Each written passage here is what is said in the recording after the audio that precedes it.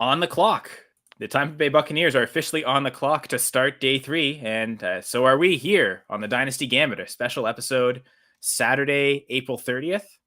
Not fooling you here. This is the NFL Draft Live from day 3, rounds 4 through 7. My co-hosts, Bryant and Devin. How are you both doing? Good. How about you? Yeah, doing awesome. It's draft day, part 3. Doing good, man. We got, as a Bears fan, got limited draft picks. Got a couple today, so excited to see what's going to happen. Some good fantasy players still on the board, so I'm looking forward to seeing where they all pan out. Division rival Packers, Bears, and going to another Packers fan, the big Pulowski. Zach, how you doing? I'm doing good. I'm ready to see where these guys go in day 3. I'm excited. I mean, there's still a lot of guys that I'm curious from a fantasy perspective where they end up going. So, yeah, I'm excited to watch this. Actually, we're rounding up the entire NFC North, aren't we? So as you can see on screen, Gerson Aguirre is there, Raiders fan, of course. But next to him, the Yeti DFS Vikings fan. So I guess no Lions fan. Sorry, we don't like you, or you don't like the team enough. But actually, if any Lions fans do want to join the show, feel free to DM any of us on Twitter. Let us know. Open to, of course, everyone. All going for 2 members. And I guess Brian will hopefully join us again quickly. But so far, the Buccaneers pick is in. What we're going to do is probably go through the picks live as we get them. But so anyone, of course, feel free to shout out any live picks as you know, as you get official word. And see a few people already joining us. Jeff Lambert, the big boss, the one who set all this up. So thanks, Jeff. Appreciate this opportunity. I'm glad we all get to just talk Dynasty Fantasy Football and NFL Draft. One of the hosts from last night, Gladys, as well. So super excited. So if anyone else wants to interact, join the Going for 2Live page on Twitter, on Twitch, on Facebook. We'll see your comments. So appreciate all of that. And I guess it's okay. So we'll see as the Buccaneers pick gets in, and but in the meantime, first thing I want to talk about isn't even draft picks; it's the trades involving wide receivers. Specifically, the Eagles trading away a first-round pick to the Titans to get AJ Brown, and then the Cardinals trading away their first-round pick to the Ravens in order to get Marquis Brown. So feel free, anyone. We're going to go as full chaotic as we can. Anyone want to give, maybe not at the same time, but any of their thoughts on the trade before we get to the true fantasy implications? I think we're getting to a point in the NFL where players control the market. And I say this because if you really think about it, Christian Kirk got a ridiculous contract, right? And once that agent made that move, set the market. Unfortunately, he's not that good a player. Kirk isn't.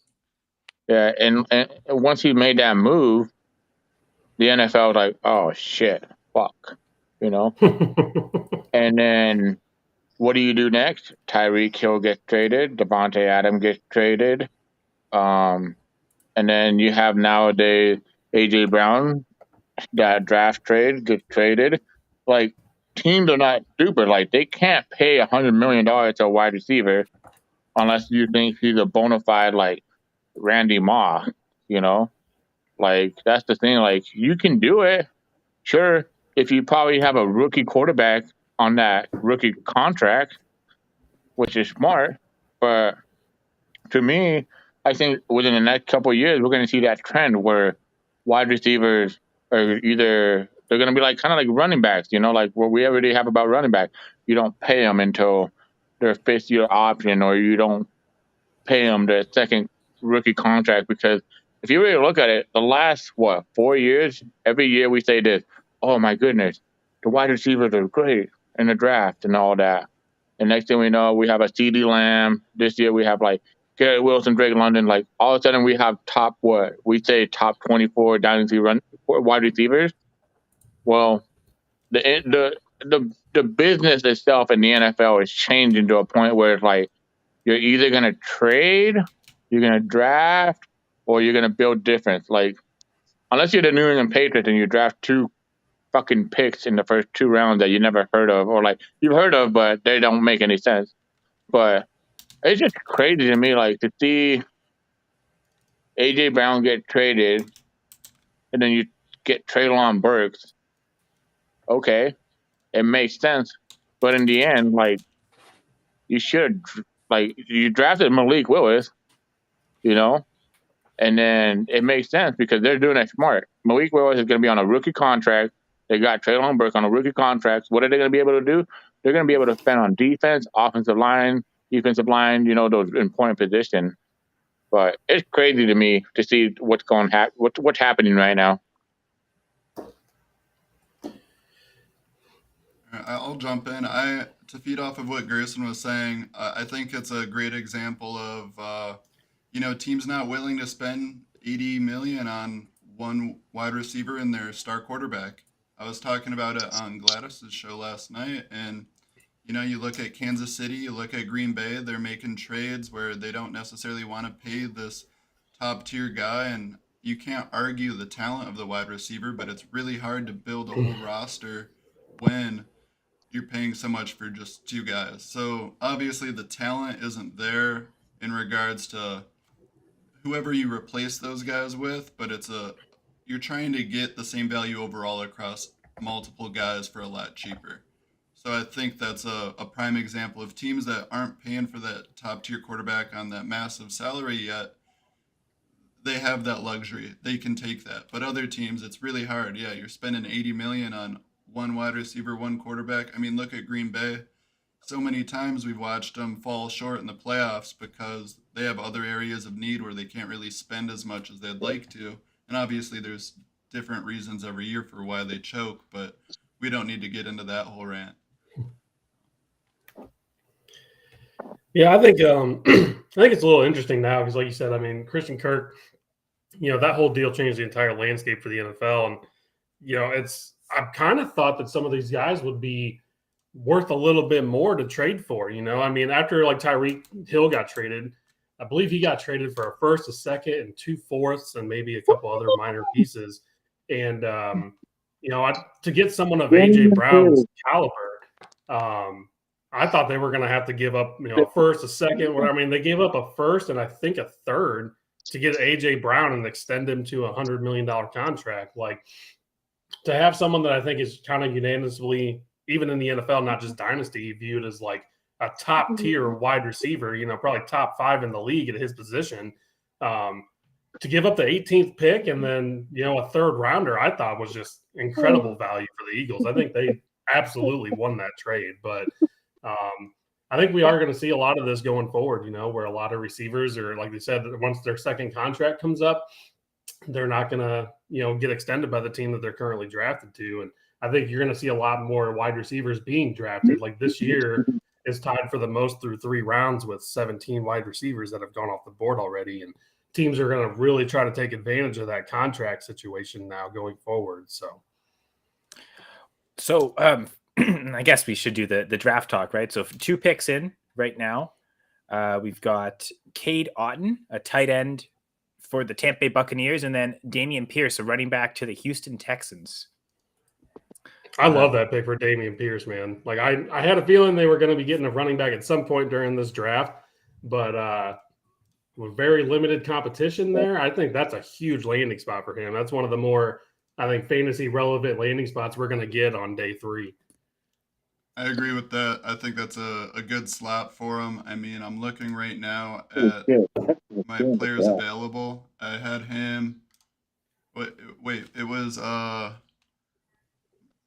had him as one of my top running backs available. So, I mean, getting him here will be nice. I'm curious to see how far, as I piece this together while we're on air, where I have him in my rankings, because I know he's going to skyrocket up over a few of these guys that I'm questioning their landing spots. Talking about just going back to the trade, the AJ Brown trade and the Hollywood Brown trade, from a dynasty perspective, I love it because in our full press dynasty league that we have, I have Kyler Murray and Marquis Brown. So now I get to complete that connection and have connect the dots a little bit there. And it's a super flex league. So we have 2 quarterbacks. My other quarterback is Jalen Hurts, and I also have AJ Brown. So now I have 2 connecting the dots pieces. So I kind of love where these receivers landed from a dynasty standpoint. I have 2, young quarterbacks, 2 young receivers on the same team. And when you play fantasy, you want your quarterback to be able to throw to your wide receiver and double down on getting points. So from a dynasty perspective, those two trades really worked out well for me, because now I have Murray can throw the ball to Hollywood Brown, and I can double down there, and I also have Jalen Hurts now being able to throw to AJ Brown. So from a dynasty perspective, I love those trades. It worked out really well for me, anyways. But I don't know that AJ Brown's value got any better being with the Eagles from just a general fantasy perspective. I think it's actually going to hurt AJ Brown a little bit with his quarterback now being Hurts. Obviously, I don't know if it's a downgrade, but there's a lot of mouths to feed in Philly now with a quarterback who has some question marks. Well, and Is Sam Howell going to go right here? You guys think Sam Howell might go right here? to the Seahawks, maybe, yeah. Could see them jump the quarterback. What the fuck are the Seahawks doing? Like, they really think Drew Lock is the future quarterback? Or they're still banking on they can trade for Baker Mayfield, maybe, or Jimmy That's Garoppolo. that's what I was thinking. But like, Ian Rappaport or Ian Rappaport, he kind of said that it would have already happened like yesterday. The trade with the Panthers or any other team. But like, it's kind of crazy, like, to think like, well, obviously, and Kyle knows this. I've said it on another podcast. I don't think this quarterback class is that as great as people make it seem to be, or like even good at all. Like, I think these quarterbacks are a little bit overrated. But there's only one quarterback I loved, and that was Kenny Pickett as a NFL quarterback. I'm not talking fantasy. I'm talking like NFL quarterback. But and it worked out for the Steelers. I think he's in a great landing spot. But the Seahawks have to do something with quarterbacks. Like, we have a 70-year-old coach that was like looked like a skeleton. Like, he has to compete, right? Like, it's a win now situation, right?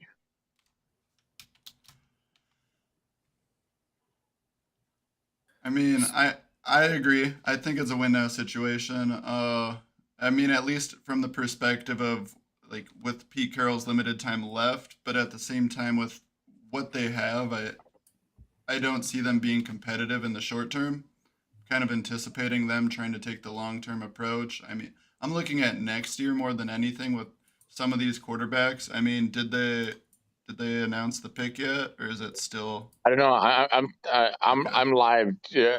So Jared is a lot more fancy than I have. I don't have DirecTV at my house. I just have a online. I'm on a stream delay, so I'm just making sure they haven't already announced it. I haven't seen it come across yet.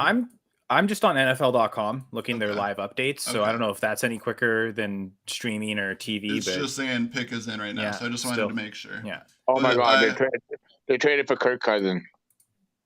I'm just kidding, guys. Nobody would trade for Kirk Cousins. Everybody knows that. I would take him over Drew Lock. It's true. No one has traded for Kirk Cousins yet. In a mile. No one has traded for Kirk Cousins yet. The Vikings have just paid him a lot of money. So I don't. I think at this point with someone like Sam Howell, he makes sense to.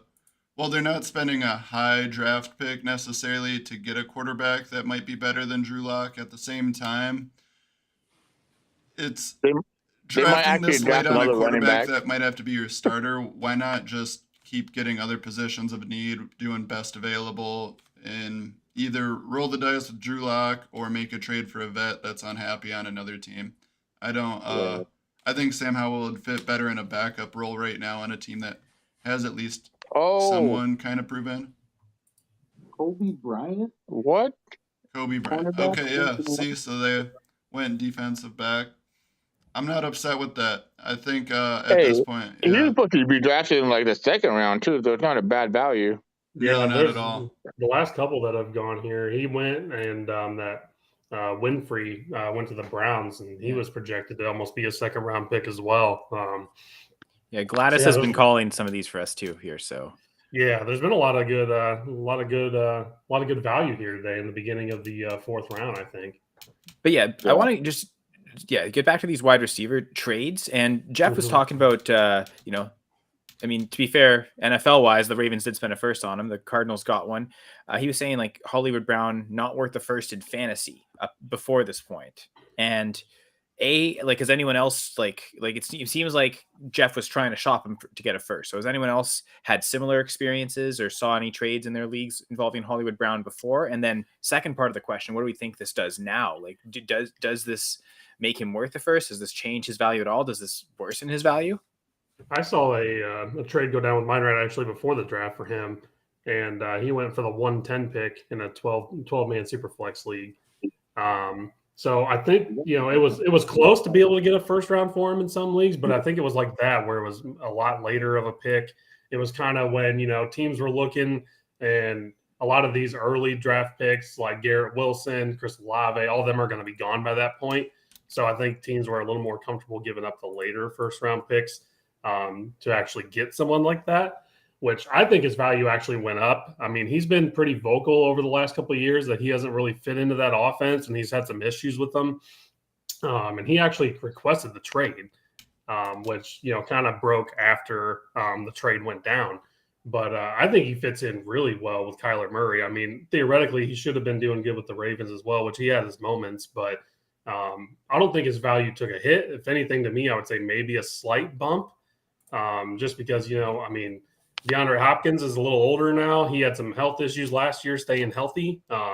So I think he has potential to be a true number one there with the Cardinals, which if he really fits in that offense like he thinks he's going to, then maybe we see kind of what we thought we were going to see out of him when he got drafted. So I guess to the opposite side, this obviously probably elevates Rashad Bateman. I'd imagine Brown was ahead of Bateman before this trade. Now, does this elevate Bateman enough to where he's ahead of Brown now, or are we still maintaining that order? I still prefer Brown personally because that offense is always going to be run first, and Bateman's got a lot left to prove since it just was his rookie year last year. I'm still Brown on the better offense. And he's competing. Go ahead, guys. I like Bateman just from a volume perspective because, if you look at it, the Ravens are going to always be run first, and now even more so. But, when Lamar Jackson does throw the ball, his only options are Mark Andrews and Rashad Bateman right now. There's just nobody else. So I think that Bateman, especially in a PPR league, I think he's going to have quite a bit of value, which most people are pretty much playing PPR leagues for the most part now. But I think Bateman is just going to, on a sheer volume, opposed to, I would expect Bateman to catch more passes than Hollywood Brown, just from a general perspective. But could still see the scenario maybe where Brown gets more yards just because of the nature of maybe the type of targets we expect him to get. I think Brown should have more touchdowns too, for sure. Although I will say it seems like Jackson's been the better touchdown percent thrower like that. The Cardinals really run heavy in the red zone, especially up close. So I'd almost bank on Bateman. If I had to guess who'd get more touchdowns, I'd say Bateman over Brown personally. But I would say Marquis Brown's going to be good in a best ball format. Who? Hollywood Brown or Bateman? Oh, Bateman in a heartbeat. Okay. So yeah, sorry, I had to use the bathroom. Well, hang on. I hear my personal opinion about the whole Marquis Brown thing. And I told Jared this, dude. You just traded a 23rd pick, first round pick, for a wide receiver you're gonna pay. You have to pay him, or else you're gonna lose all the value right away. I don't think Marquis Brown is great. I think he's good, and I don't know how much of an upgrade he is over Christian Kirk. I just don't think you use Christian Kirk right. I think Christian Kirk is a good wide receiver, but it's Quinnsbury.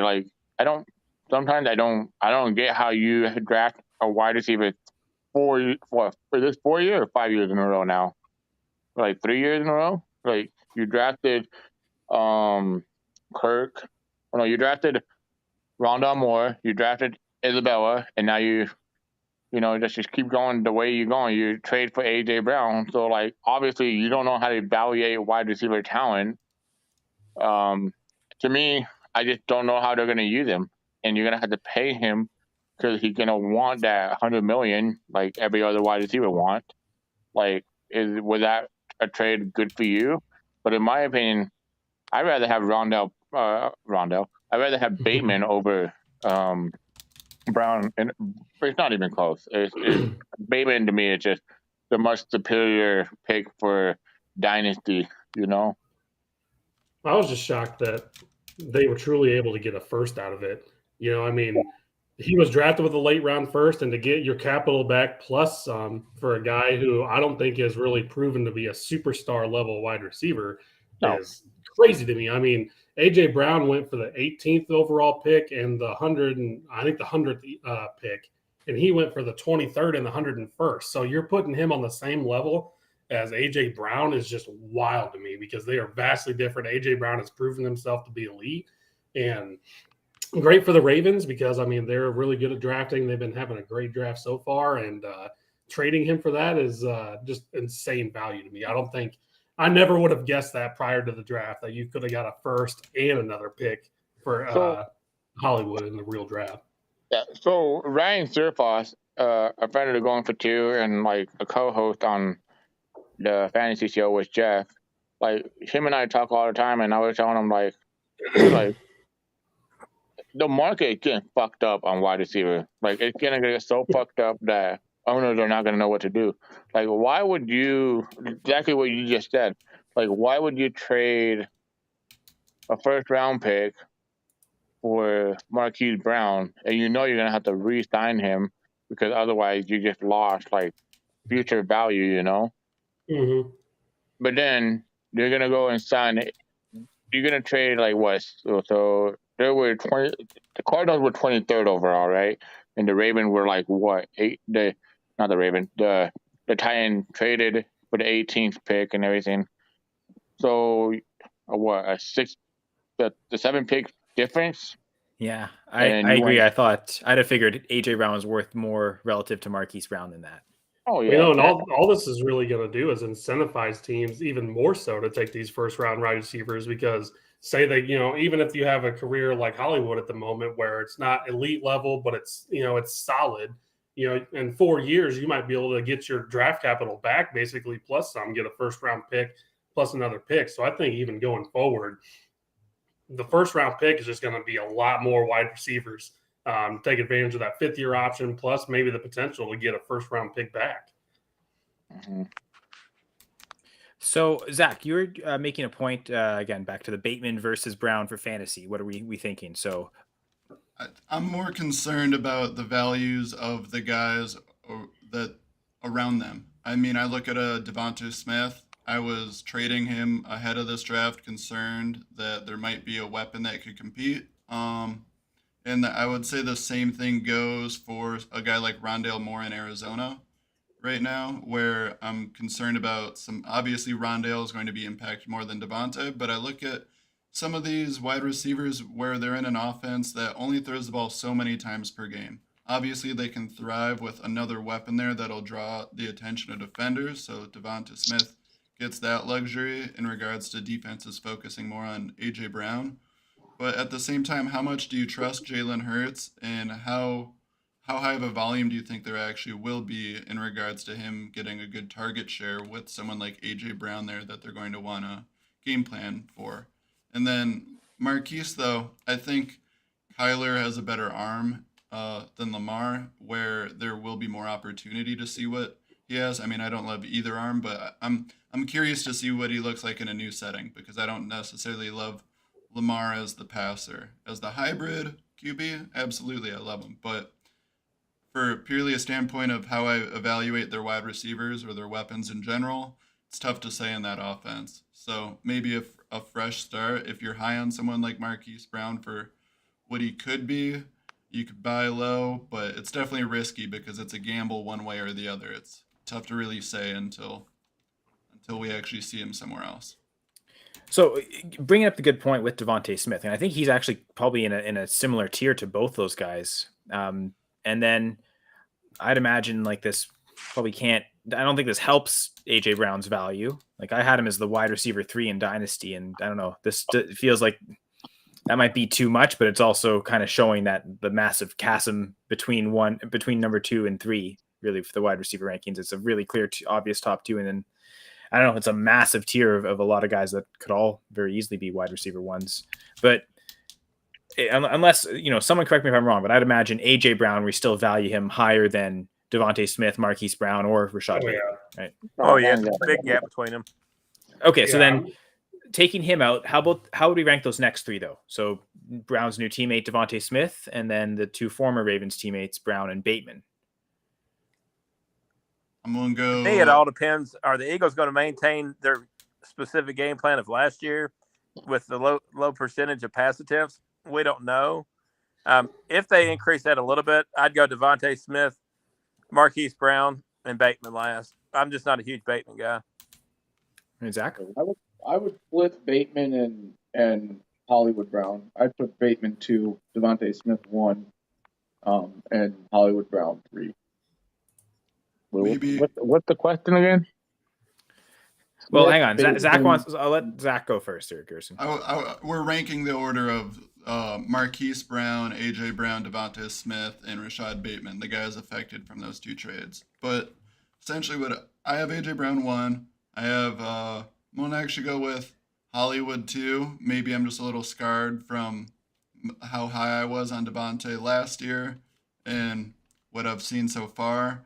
But I'm going to put him 3, and then I'll have Rashad at 4. I still think, while I liked some flashes of what we saw with Bateman towards the end of last season, I still have a lot of concerns where I need to see it more consistently. And like I was already saying, it's trust any weapon in the Baltimore offense when they give it to so many different guys every week. Gerson? Number 1 would be AJ Brown. Number 2 would be Devonta Smith, Bateman, and Marquis Brown. I'm not a big Marquis guy. I've said this many years in a row. Like, even me and Jeff have bets and stuff. I don't like Marquis Brown. I think he more rely on the long-ass pass, like from Lamar Jackson. But I think Devonta Smith is more of a, he's more technical. AJ Brown's more technical. Rondo Bateman, I know we didn't see a lot of him, but it was because of injuries last year. But I think he had that potential. And that's the way I would rank him. I would rank AJ Brown number 1. Devonta Smith number 2. Bateman 3. And Brown last, obviously. But it just... It's tough. And the funny thing is, we're talking about this, but I don't think people realize that Jalen Hurts he has a potential to improve. I think people already put him at his floor, and I don't think his floor is there yet because he just went out and got he got quarterback coaches. I can't remember their name. I know it's O'Connor, something like that. But he went and got trained by them. He went and practiced. He tried to improve as a better quarterback coach. So for me to know an NFL quarterback is going out there to train with quarterback coaches that have improved other quarterbacks. Like, do you guys improve Tom Brady? Do you guys improve what's his name? He just goodness. There's 3 other quarterbacks that improved by them. Even what's his name? Palmer. Jordan Palmer? Yeah. Jordan Palmer, McCown, all these guys, they've talked about these quarterbacks. There's quarterback coaches that improve. And if Jalen Hurts is going out of his way to be a better quarterback, the track record is there for these guys that had, similar training record with these coaches. I'm just hoping for the ceiling, And we know in fantasy, if you can run, and if you can do a 50% improvement on your passing, you're definitely a top 5 quarterback. And that's what we want in our quarterback. So for what Jalen Hurts is going through right now, and I think they're all in on Jalen Hurts. When you do a trade for AJ Brown, Jalen Hurts is the biggest winner in all this. Yeah, and I would say, I think it's more of they want to give him every opportunity possible to succeed. And then if he's not going to step up to the plate this year, then they know they have multiple draft picks next year to where they can move up and maybe secure their quarterback of the future. And, I saw an interesting stat the other day that if you look at Jalen Hurts' numbers from last year and compare them to Josh Allen's numbers prior to him getting Stephon Diggs, they are almost exactly the same across the board. Yeah. So I think, organization-wise, for the Eagles to go out and give him the talent of A.J. Brown, to give him that true alpha wide receiver, that, I think they're hoping that he does take that similar step like Josh Allen and he can actually improve. And, like you said, I think a lot of people still look at him right now at his floor, but he definitely, now that he has all these receivers, I mean, he's stacked at every position. He's got Goddard at tight end, both receivers on the outside, to where he doesn't have many excuses. And I think he's going to take a step forward. I think he's proven that he's a good quarterback. He's dedicated to getting better. His accuracy needs to improve, but like you said, if given him someone of A.J. Brown's size, you don't have to be the most accurate quarterback in the world. He's still going to come down with the ball. So I think it's a really good move by the Eagles. And like I said, they could, if it doesn't work out this year, then they're in prime position to get a quarterback next year. Well, what was Jalen Hurts as a quarterback for fantasy this year? He was like, what, quarterback 3, quarterback 5? He was. Yeah, we can look it up. I think he was up there for sure. Yeah, and that's the funny thing. Like, but I think for Dynasty, people are 9. He was quarterback 9. So like, we? That's the mid range. What we expected him to be, like a top 12 quarterback. That's what he wanted, right? You were drafting him for value. But like, I think like people now, like, they're so greedy because they want like the Lamar Jackson, where he was that quarterback 1 next year after his rookie season. Mm-hmm. That's what they want. But like, I think sometimes you have to lower your expectations and just draft for value.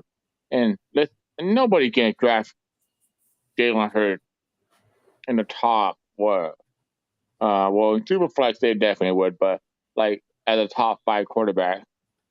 I mean, they're gonna say Kyler Murray, they're gonna take Dak Prescott, they're gonna take Lamar Jackson, they're gonna take Patrick Mahomes, and they're gonna take Herbert and Josh Allen, right? So like maybe not even a top 7, right? So to me, Jalen Hurts could be a very good value with the improvement that he got with A.J. Brown. I think I don't know if you guys saw, but the reaction of Mike Vrabel spoke a lot to me. When you traded away and he turns around, he sits up on his chair at the draft day, like video, and says like basically says to himself like, "God damn, we just traded this guy away." That speaks a lot for me. Like alpha, we all know this. Like A.J. Brown is an alpha wide receiver. Well, Gerson, and to your point about the startup, so I was in a startup recently, and I took Russell Wilson at the 114 when Jalen Hurts was available. And I could have doubled up and taken him at 201. I traded down, kept trading down. But like in that draft, he ended up as the QB 11 because Trey Lance also went ahead of him. And frankly, like I think I'd take Hurts over any of last year's rookies, Lance, Fields, Lawrence. And he is kind of closer to that, Russell Wilson, Deshaun Watson tier.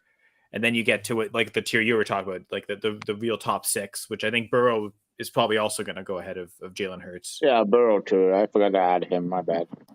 Yeah, so there seems to be like 6, and I mean, I'll say like in that startup draft, which started after the Watson to Cleveland trade, Deshaun Watson was the 104. So he's firmly back into that top 5, top 6 tier as well. So like you're saying, like he's, maybe QB 8, maybe QB 9. I think that's probably where I would rank him too, probably 9 right after. Obviously I took Wilson ahead of Hurts. This is a good move. Like getting Brown, it might be enough to kind of sway that the other way, but I am still curious to see what Wilson will do with the Broncos. So I would probably have Hurts at QB 9 personally. I would put Hurts ahead of Burrow just for the rushing upside. Yeah, I think that's a common take too, Yeti, that's seeing like Burrow kind of a bit overrated, like his values kind of surpassing what his production might be. So not too surprising. Like you guys, what the fuck is a Daniel Bellinger? Well, it's the thing. He's the I guess the latest fantasy relevant player, tight end taken. So thanks, Gerson. New York Giants took tight end Daniel Bellinger. So the Evan Ingram replacement, I guess. We've had 3 guys that have any sort of fantasy relevance if you don't play IDP so far. It was Damian Pierce to Houston at 402, then K. Dotton 401, Damian Pierce 402, and then Daniel Bellinger 407.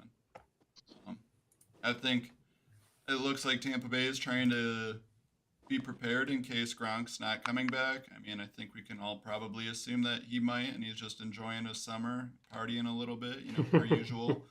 But at the same time, I don't hate the pick, at least for the short term.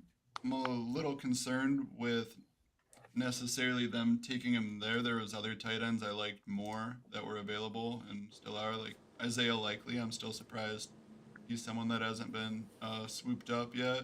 But once again, Weidermeyer, that's a guy that was getting all this praise all year. There was a lot of excitement about him. It started at the Senior Bowl. His stock really dropped, and then the Combine crushed it even more. And here's a guy that was, fighting to be maybe tight end 1 or tight end 2, trying to be in that conversation, is now just keeps falling. And we've had 6 tight ends drafted before him. So, so question from listener / boss Jeff: who gained the most fantasy value with their landing spot? So I think specifically landing spot, talking about the rookies. So just leaning on to what we have rookie wise. I am keeping a spreadsheet up that I can share if that's what people in fact want. But any quick answers to that, or any obvious answers to that? To me, I think I think James Cook has to be one of the immediate ones that comes in my head. I think you were looking at him at late second round, possibly third round pick overall. And for them to invest a second round pick into him, this is the last year that Singletary is currently under contract. I think now he's going to be borderline late first, early second at the worst. So I think to me, he's the one that stands out. I'll save my James Cook tirade for later in the show, because I have not hijacked this. I am hosting the show, Dan. So I'm trying to be responsible. Is it good or bad? I guess I want to know that much. I think Jeff's question was raised in particular. Let me go back to that. Who gained the most? No, I meant for you in regards to your James Cook propaganda. Oh, I think he's this year's Trey Sermon. He's this year's Keyshawn Vaughn. Okay. He's going to get overdrafted. He's going to, like Devin said, he's going to go in the first. I don't think he should go in the first.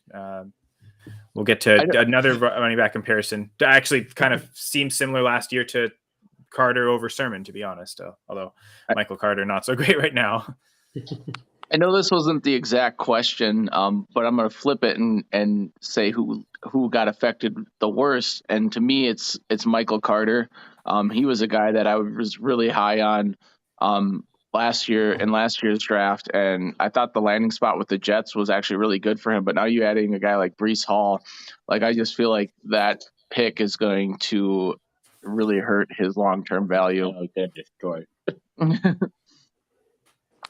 Yeah, for sure. Bounce off of what he's saying with Michael Carter, though, real quick. I think it's obviously going to hurt him somewhat if there's a guy that's really competing for the primary volume. But I also look at him as someone that could succeed in a Tariq Cohen type of role as well, if he's used right. So I'm curious to monitor how they're planning to use him. But I also think isn't the head coach part of the Shanahan tree or McVay tree or something, where although the teams that like to use multiple backs, like to get creative, drive by drive, mix it up, and if there's a lot of variability in regards to who they're using on a certain drive, you can definitely get value for both. But Michael Carter does take a hit. In regards to your question, though, Shanahan tree. Thank you, Jeff. That's where I was trying. But no, the biggest upticks. I mean, are you talking about? You want the guy that I think I had fairly high and he jumped up into like a really top tier, or the just biggest climber in regards to where he was initially? I guess however you define value, right? Because I think like James Cook, I had him at RB23. I'm almost embarrassed to say how low I was on him, but like I just really I don't get it. But so yeah, he would obviously be me just straight up like total spots. But assuming you don't have something that extreme, like maybe someone who does jump from a second round pick to a mid first, like the percentage of that value, even if it's not as many spots, could still be considered a higher value jump. So however you want to view it, Zach. I'll start first off with a big jump one was Tyquan Thornton. I'm not too high on him, but I had him as wide receiver Oh, there's 20. only one person high on him, and that's the fucking weed that Bill Belichick got for the last 5 years. I had him at wide I want some receiver of that. 20, 50th overall in my rookie rankings, and right now I have him at 25. Obviously, there's other guys on my list that haven't been taken, so I don't have them listed as of right now. But he's got to be probably the biggest climber. Also, Jelani Woods was a tight end that I didn't see being taken before Dulcich, who I had as my tight end too. I actually had Bro, you're fucking up, bro. why? Just say who you want to say. Get on my level. Oh, I already had him. Hold on. Let's say it together. Let's say his name together. It's not on a three. riser On though. three. It's not a on riser three. though. Did you see my going for 2 rankings? I already had him in the top 10. He was at. I know, but he has to be the biggest fantasy value like right now. Like All right. people don't want to admit it, but once you Talking get about him makes me drafted want by to get him, out the tissue and lotion though, and I can't do that right now. But all right, you want to give the countdown? I'm ready. Ready? I'm ready for the propaganda. 1, 2, 3. Christian Watson is the best value so far. Christian Watson. This guy, excited. like, if you were drafting him before, well, I did best ball dynasty draft before the draft because I'm a degenerate. But me and Pulowski, like, we've been on this level, like, high, like higher than Amsterdam weed, you know, like if you were to travel out there, we love it, guy. Like I have Christian Watson, I've had him before top 5. I just love his talent. I love the way he's a specimen, you know. But the crazy thing is now that he was everybody wanted Treylon Burks to the Green Bay Packers, right? Yeah, I did. Yeah. Okay. So Christian Watson is what? 6'3", 209, 210 pounds, and now he's gonna go play with the Green Bay Packers. Like, it's like, all right. And he ran what? 210. Like he ran a 4. I think it was 4.33, right? I think I might be wrong though, but he's a lot faster than not a lot. I wouldn't say he's a lot faster. I love Treylon Burks, so nobody can ever get me off him. But I think his value went from like a second rounder to a first rounder in fantasy value. For sure. I think people are going to draft him. People are going to draft him now at least at the 108.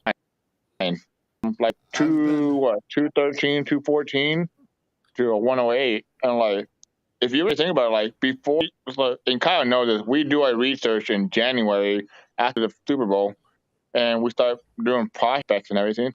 Christian Watson was not on any market. So, like, from beginning of January to now, if you're going to tell me who value improved the most on landing spot, like Christian Watson.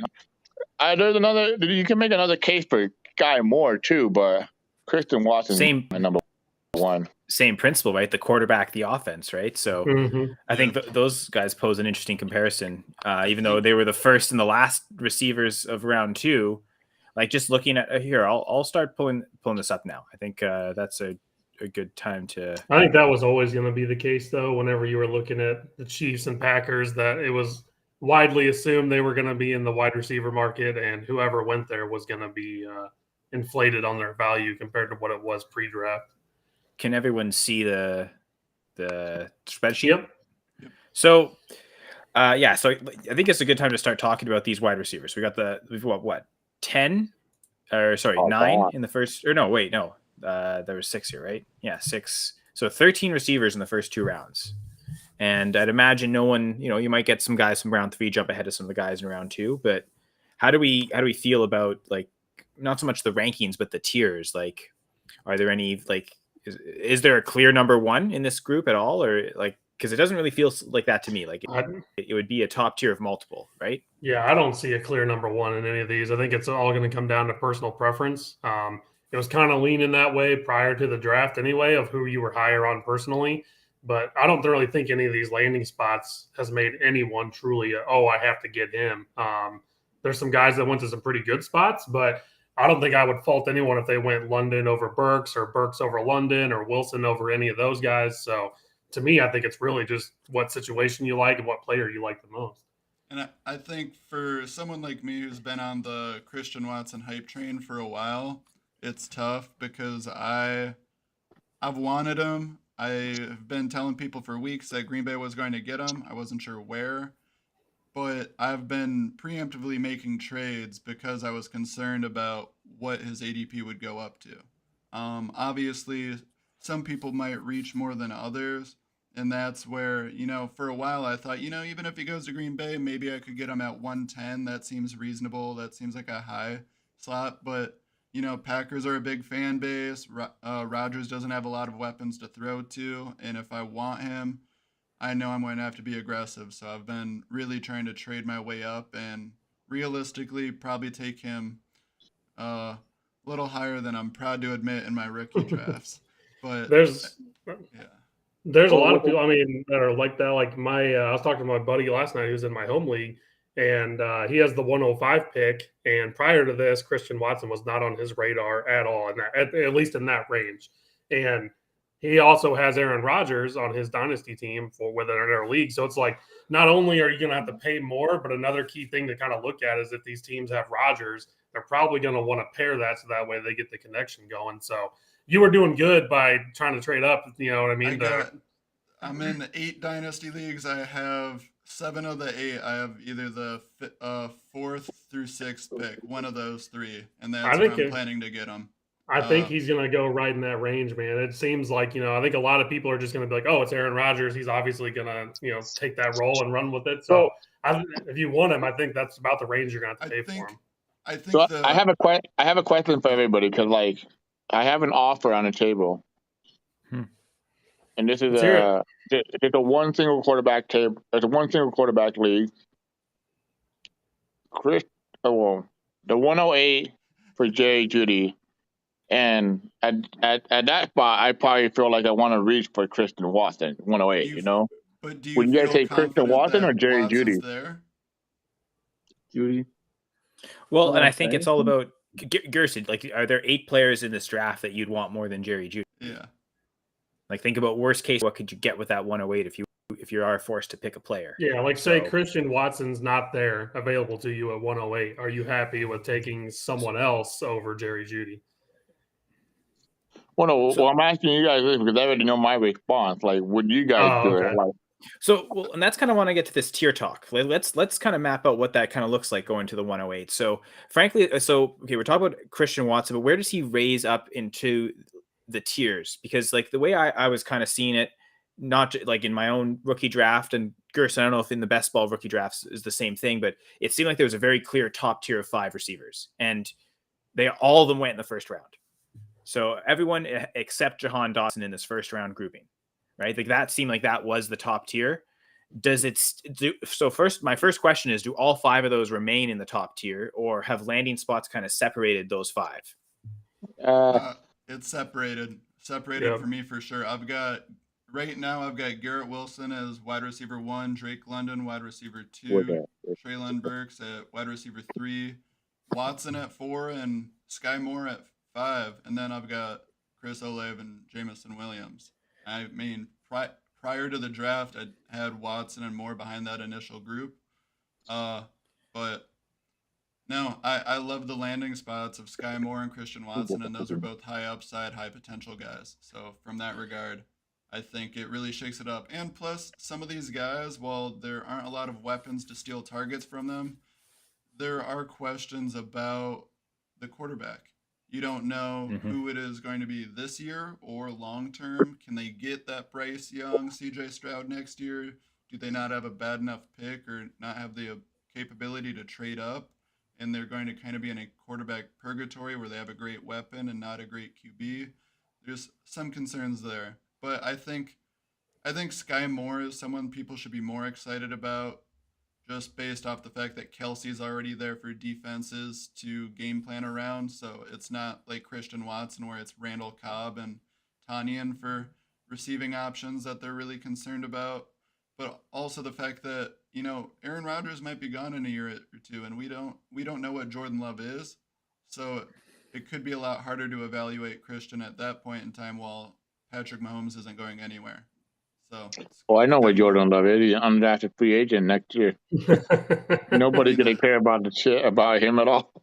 Well, he still has one more year in the rookie contract. But yeah, after the 2023 season. Better than every quarterback in this I was being sarcastic, but what holds me back from Watson, like I know a lot of people like Watson now, obviously coming in to basically take the Green Bay wide receiver 1 role, but like at the same point in time, you just mentioned it, like Rodgers was drafted last year high.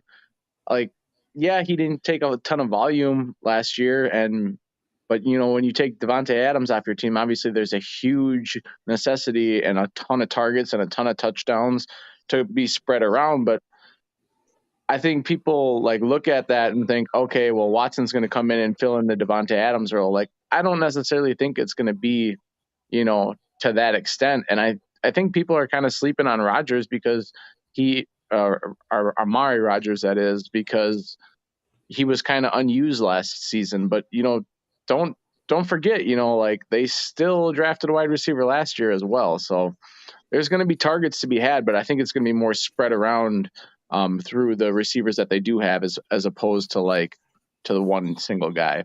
Frankly, for like wide receiver 1 on the Packers, like I don't know if you agree with me, Zach, as a Packers fan, probably like for 2022, it's still probably a better chance that it's Sammy Watkins, the number 1 receiver, as opposed to Watson. There's just a lot of balls now, I think let's go Raiders. Let's pick Isaiah Spiller. In need of he needs time. The only thing, all the areas he needs to improve on are areas that he can improve on. It's not like we're asking for a miracle in regards to the things he's not as great at. It's really about his route tree. And that'll take time. Hopefully they can mold that and help him progress there. But Watkins, I'm still watching Green Bay for a trade. There's some other wide receivers I still like that are available in this draft, so I'm curious if they can land one of those guys as well.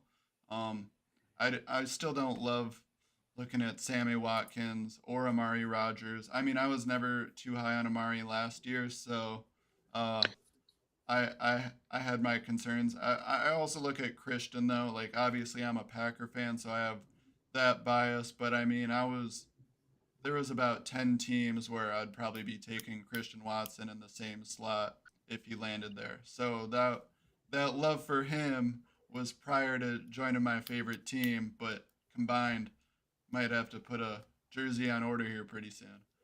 Sure, Zach. We're gonna put the same jersey on order, just opposite color, brother. No, for Christian Watson, man. I need them to come out with a cool alternate, like how they had the yellow numbers last year. I need one of those bad boys. Here's the way I put it. Okay, Randall Cobb's old. You got Amari Rodgers. He was a special team player basically, and then Devonta Adams gone. Robert Tonyan re-signed, but okay, whatever. But Aaron Rodgers going to throw still there too. Who? Lazard. Oh yeah. Well, no, Lazard's still there, but we've been waiting for any other second wide receiver for the Green Bay Packers to show up for the last 3 years now. Well, basically, you can almost go back to when Adams was the wide receiver too, right? They haven't since he upgraded. They never really ever properly replaced him as the wide receiver 2. I mean, people were drafting wide receiver 2 for the Green Bay Packers and the Kansas City for how many years? Oh fuck yeah! Let's go! Let's go! Let's fucking go! Zamir White to the Las Vegas Raiders! Thanks for announcing the pick, Gerson. Zamir fucking White! Fuck yeah! Yeah, I saw when they declined Josh Jacobs' 5th-year option earlier this week. I figured they'd probably be in the market for drafting one this weekend. That's a solid get. Hell yeah!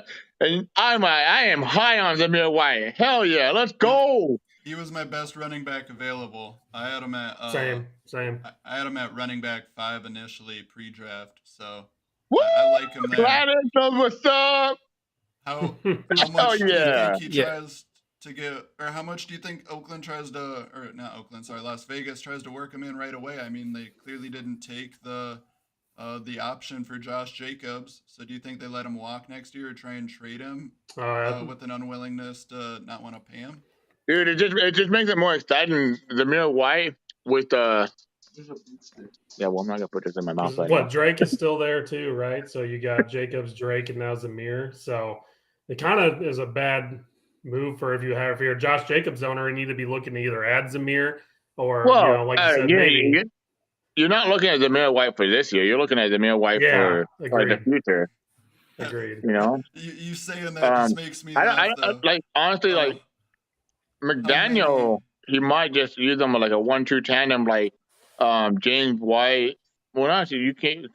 Zamir White, pass catching running back. We know that. Josh Jacobs is the pass catcher in that relationship. Yeah. But like, they've never used him properly anyway. Except last year. Last year they started. The Bisaccia head coach. I think he was 5th among running backs in catches. Are you serious? So they finally. It was wow. You guys see this? You guys see this pick? You're ahead of me. No, I don't. Yeah, I don't. The Chargers, you're talking?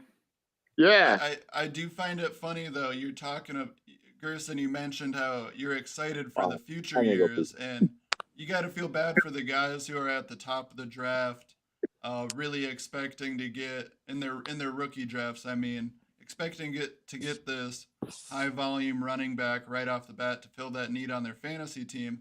A lot of the guys that people were the highest on, Kenneth Walker, you might have to wait a year for that production. Maybe more so, but like now with this one as well, for Las Vegas, you're going to have to wait a little while. We don't know how the carries will be split up with Michael Carter there as well in New York. So there's a lot of questions or concerns in regards to that pre-draft excitement with some of these running backs to where it is immediately after their landing spot. Oh, that's who. So Isaiah Spiller went to the Chargers. That's why he was freaking out right before he just left. So, man, that's another huge fantasy implication there. That's just like you were saying too. He's going to have to wait. So that's I like that landing spot though. That's I was wondering when he was going to go. I like the landing spot, but just still laughing because another guy. If you needed a running back now, this is. You might want to start trying to make a trade for someone. Target Josh Jacobs, someone like that. That's their situation's been affected. That's taken a hit a little bit. That you might be able to get a little bit cheaper than what you would have yesterday. And get the guy that the future will be there, and then for right now you can cash in on what that other guy will provide you. I agree with that completely. Can you guys see my screen right now? Yes. Back up to the spreadsheet. Yep. Yeah. So Brian, now that you're back, we're talking about this wide receiver tier. So first question, I don't know that we really got to much anyone. So Devin, you can chime in on this as well. Sure. So the top tier of 5 receivers before the draft, it's everyone in the first round except Jahan Dotson. So whatever the order was, it seemed like those were the first 5 always going. So are they still all in the tier? Has that tier split up? And I guess the other question is, has anyone else came and joined them? So I know Zach was already saying he's already put Christian Watson, Sky Moore ahead of Olave and Williams. So what do you think about how that top tier of receivers is, Brian? Being honest, I would maintain the tier the way it is. Like I've said when we did our pod a couple of weeks ago, I don't think the order matters. All 5 of those guys are equally good, and Watkins definitely is in a much better landing spot, and in terms of targets and all that.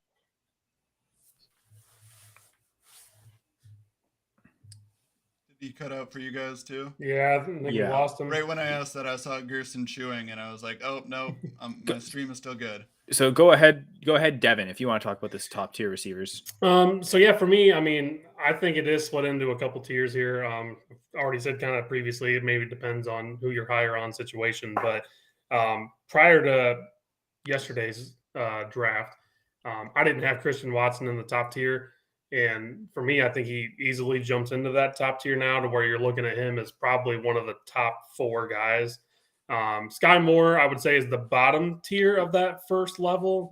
So I not as high on him as I am Christian Watson. He definitely raised his value quite a bit being tied to Patrick Mahomes. But if you're just looking tiers strictly, I think Christian Watson is the one who originally was not in any of the different tiers of the first day, and now I think he jumps up all the way into that first tier of 3 or 4 guys. I think it's pretty incredible too with Christian Watson. I mean, this is a guy from Tampa that committed to Vikings. Huh?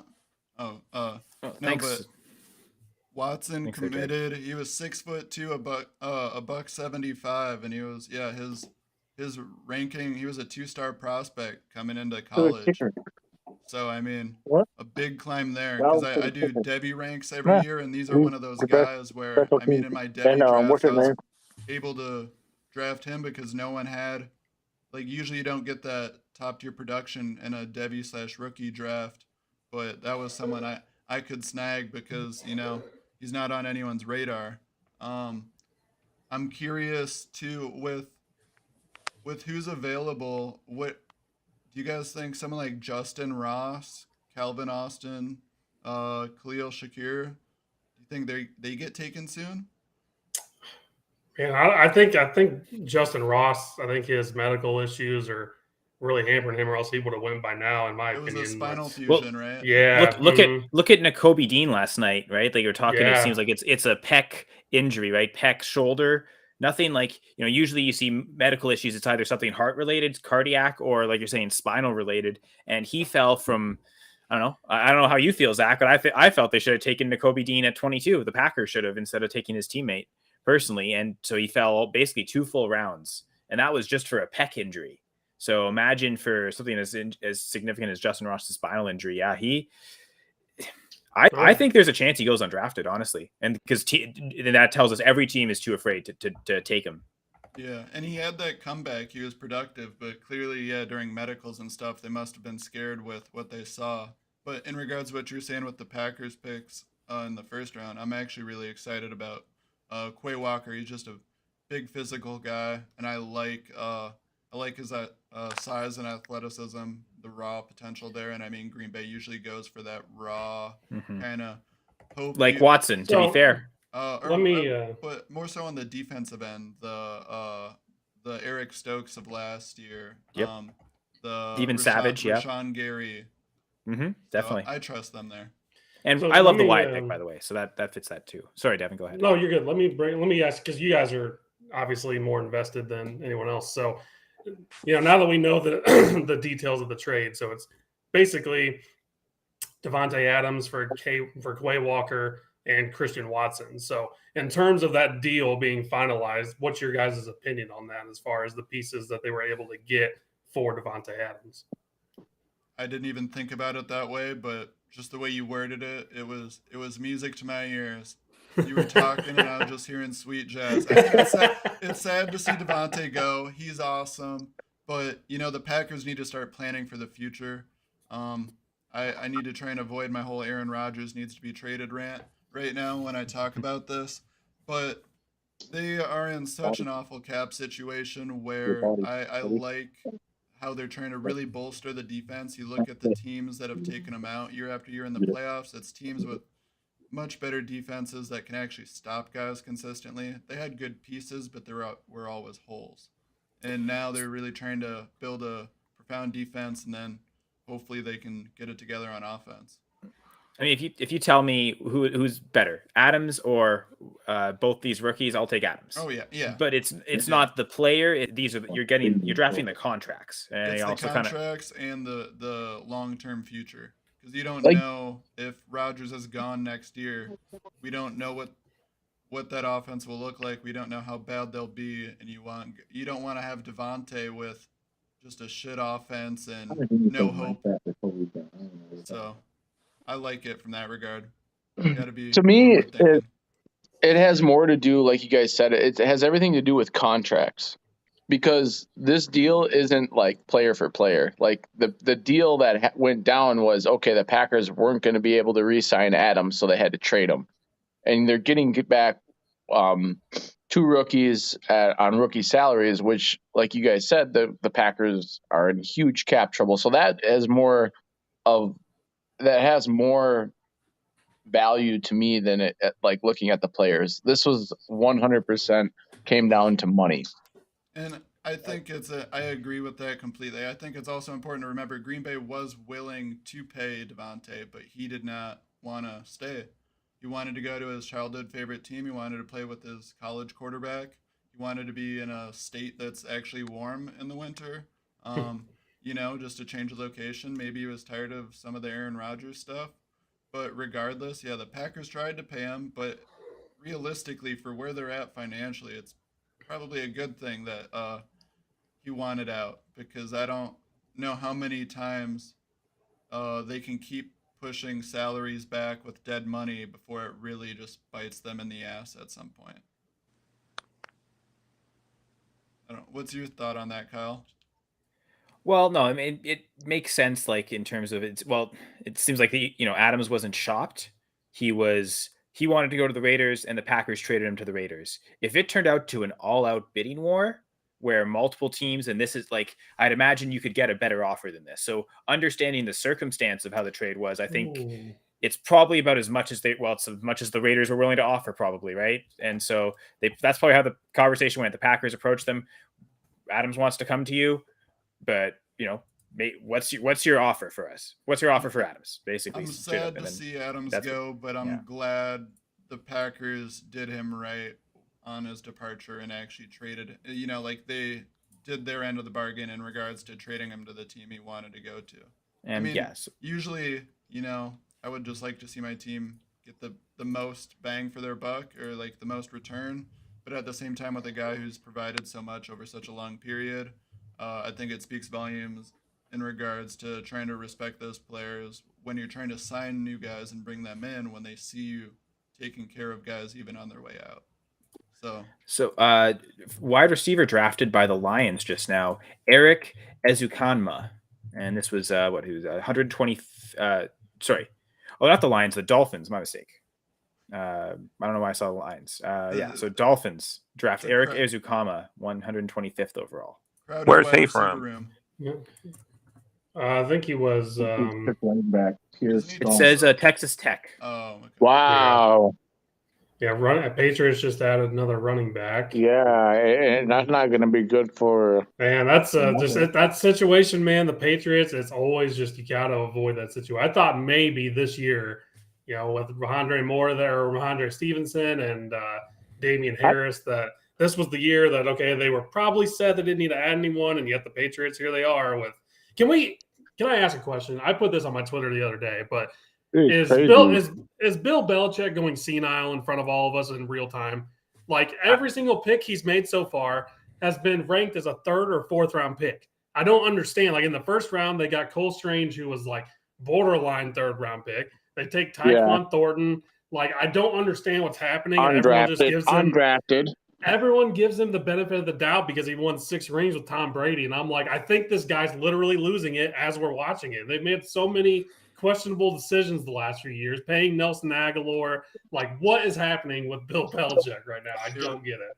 That's what I thought as well. Does anybody think there's a worse draft than him, than the Patriots this year? He has to be the worst draft right now. They're exactly. In a bad spot. It triggers me. I'm glad I'm not a Patriots fan too, because what Belichick is doing reminds me of my favorite soccer team, Arsenal, with Arsene Wenger in his final years. He was the longest tenured one, and towards the end he started making some weird moves, and then as he exited, it got ugly quick, and we were no longer that powerhouse that everyone respected.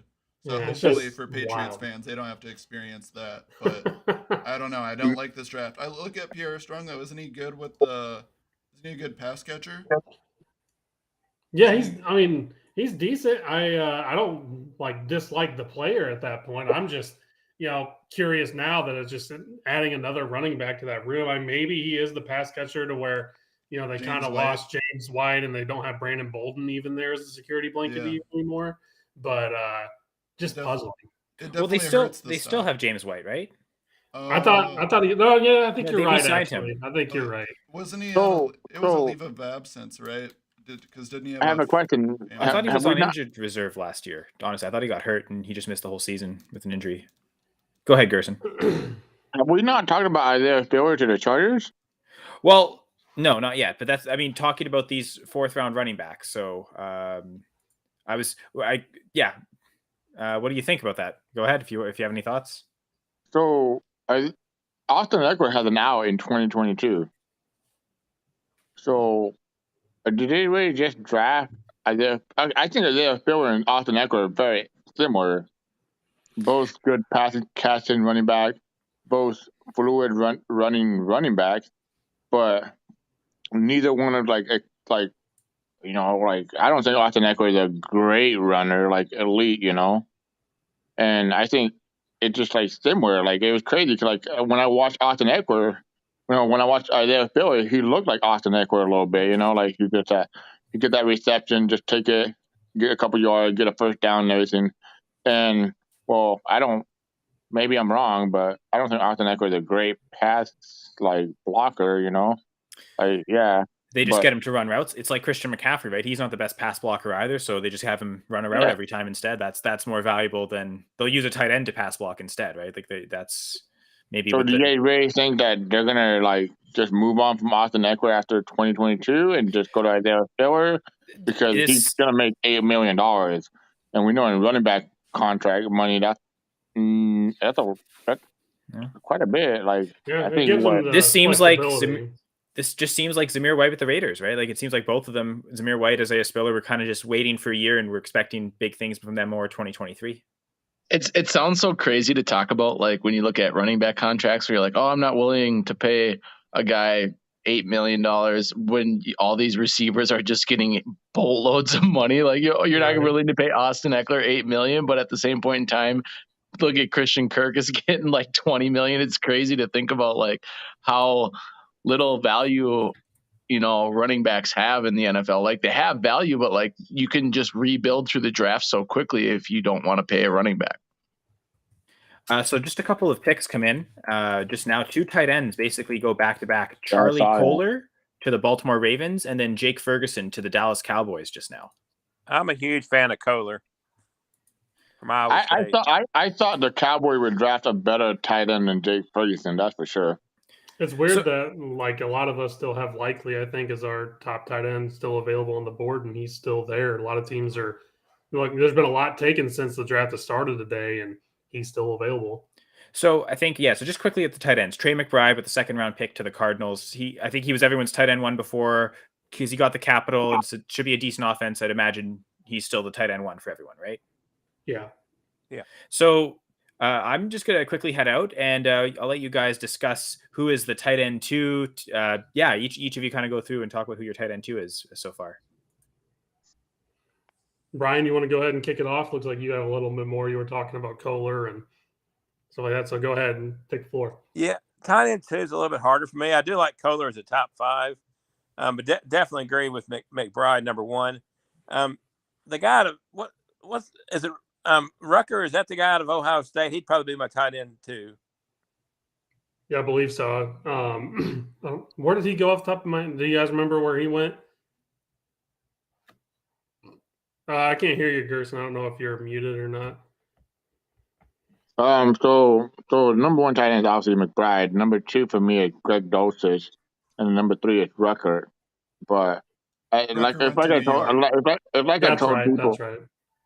I told people, this tight end class it's pretty top heavy. But I also like Jelani Wood a lot, and he got drafted very high, and I'm like, wow, okay. But then it's the Colts. They love big fucking tight end. They love guys with big cocks. Mike, what's his name? Cox.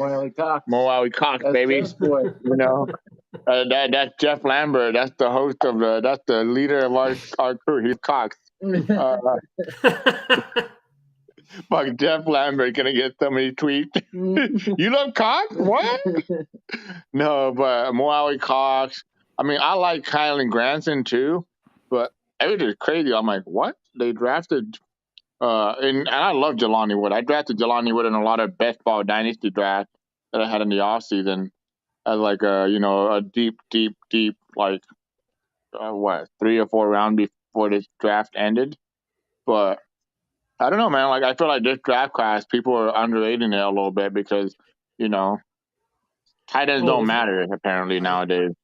It seems that way because, a lot of people haven't really talked too much about the depth of this tight end group, but clearly the NFL is valuing these guys, in the third and fourth rounds. So maybe there is a little bit more evaluation that needs to be done here because, draft capital is everything, especially going forward with, so the fact that so many tight ends have been taken here in the fourth round and even a couple in the third round, I think is going to boost some of there. I think not by a lot. I mean, obviously it's probably still back end of your third round, fourth round picks where you're going to get some of these guys, but they're planning on being used. I will say this though, like if someone has Alberto in a dynasty league, go make an offer for him because I still believe that Alberto is way more talented than Dosich. I think Alberto, his speed score, his athleticism, his target share that he got with the limited production that he got last year, it's speaking top 12 tight end for me. And that's just me. Like, honestly, I understand people don't think he's a top 12 tight end for Dynasty or redraft. But for me, for Dynasty, I have him top 12. And I'm going to pound that table until, like, people realize, like, there's a reason why they traded Noah Fant. They felt comfortable about it, like, all right, you want a tight end? Cool. Just to get Russell Wilson? Hell yeah, let's do this, But it's like, when I see value, I attack it, and I feel like Albert Okubanam is a big, value, And they drafted Dosich, which everybody was high on. He was a top 4 tight end at least. But, I mean, when the draft happened, that's when we all know players' values change. And if you can take advantage of that, like to go pound on the table for a player, your dynasty team will get better. Go ahead, Zach. I like a lot of the tight ends. I think there are a lot of really serviceable ones in this class. I know I kind of mentioned Jake Ferguson really quick. He is one that I've watched a fair amount of tape on. He's nothing sexy necessarily when you think of tight end production, but he's a guy that I could see being a great why am I spacing out on the Cowboys tight end? Schultz. Thank you, Schultz. Clearly he's going to be tight end 1, but I could see a respectable usage from Jake Ferguson in regards to, say there's an injury, to your fantasy tight end and you just need a filler for that week. I think Jake Ferguson will be that guy that 3rd, 4th round, and like Devin was already mentioning, where you're not using high draft equity on these guys, but a few of these guys are really like what they could provide on a limited basis with the expectations low but in need. I think there's a few guys that could come in and help there. With specifically who was the Indianapolis Jelani Woods though. I like that. We've seen Matt Ryan use tight ends before. I'm glad to see them adding weapons. I was on the Kylan Granson hype train, but clearly they're tired of having a backup tight end that's 6'2", so I don't really blame them there. But I look at it, and they already are a run-first offense. They brought in a veteran quarterback that can be a game manager. They got Alec Pierce, who is a wide receiver I was high on. And then they also brought in Jelani Woods. So I like the weapons they're adding around this offense. What are you guys' thoughts on that?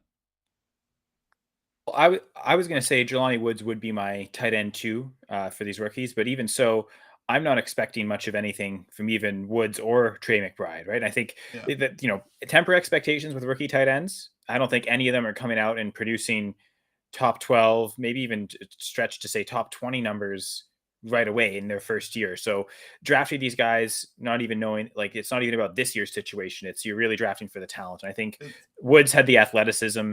The NFL believes in him because he was the 2nd tight end taken. So I'll kind of follow suit, but I'm not too excited about drafting Woods super early, but he'd be my 2. It's par for the course in regards to what we've seen with everything where guys you might have been high on coming into the draft, and then they go somewhere where you're going to have to wait a year.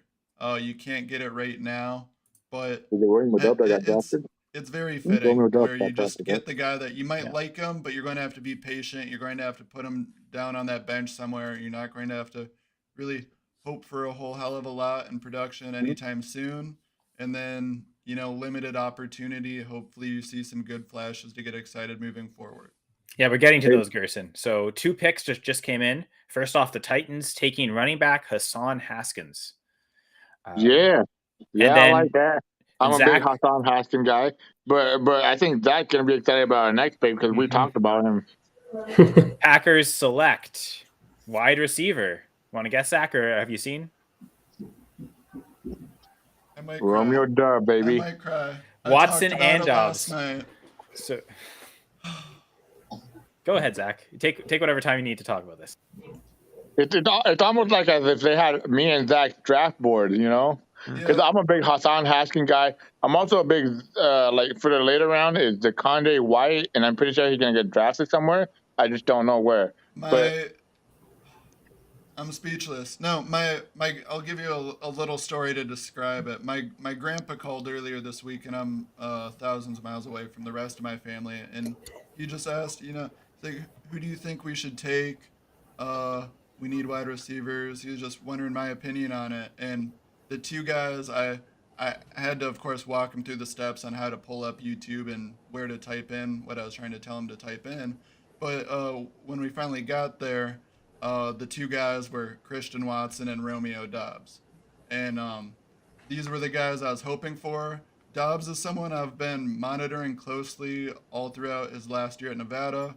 I watched him skyrocket up boards pre-draft. It scared me a little bit because I think he needed to be more relative with those expectations. Very hot and cold from what we saw.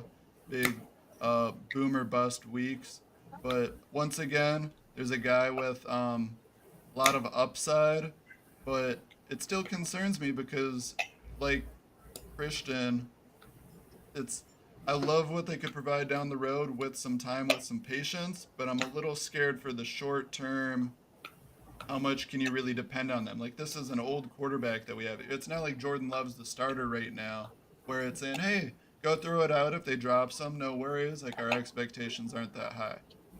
We've got Aaron Rodgers there, and he's going to be on their ass. They drop one, they do one stupid thing. We're going to see the clips of Aaron Rodgers either in the huddle or on the sideline bitching at them saying, hey, what the hell, you got to do this. And, maybe that'll help their development, but we got to keep the expectations relative, just like what you were discussing with the tight ends in regards to don't have your hopes too high year 1. And so then can I just bring this back, because I guess I didn't really give my answer to this, talking about the wide receiver tiers, right?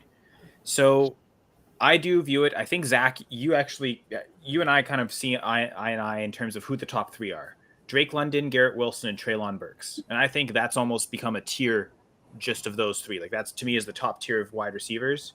Partially, I like the skill sets, especially with London and Burks, the bigger guys who can play in the slot, and I love that for the new NFL.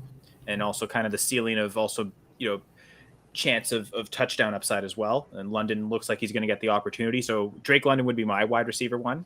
Maybe it's a little bit following the NFL, although the last few years I haven't tended to have the same wide receiver 1 as the NFL in terms of fantasy drafts compared to NFL draft. But this year I think it does. And then, I think Olave, Williams have kind of, to me, they're still that next tier, right? So it's either and that's where Watson, Sky Moore enter, but I'm personally struggling with putting Watson and Moore ahead of Olave and Williams.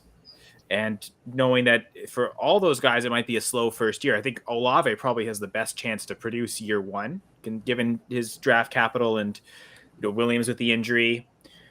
I suppose Winston's probably the worst quarterback out of all that group, but still, like, it seems like he'll get for sure the opportunity year 1, whereas Watson, Moore, are they going to be behind other veterans? I suppose Watson has he doesn't have a Travis Kelce to kind of overtake. So I could consider, so I think Olave as wide receiver 4, Watson as wide receiver 4, Moore, Williams. I'm really struggling with what that next tier looks like, but it's probably those 4. And I might even throw in George Pickens actually and make it a tier 5 there. So the one thing that bugged the shit out of me about Olave is that motherfucker can't break a tackle. If he was breaking up with his girlfriend would put him in a chokehold and put him to sleep. That's the way I put it. I watched tape on him. I'm like, okay. Who he kept reminding me of? Marvin Harrison, and I'm like, this guy like just falls and drops. This guy just gets yards and that's it.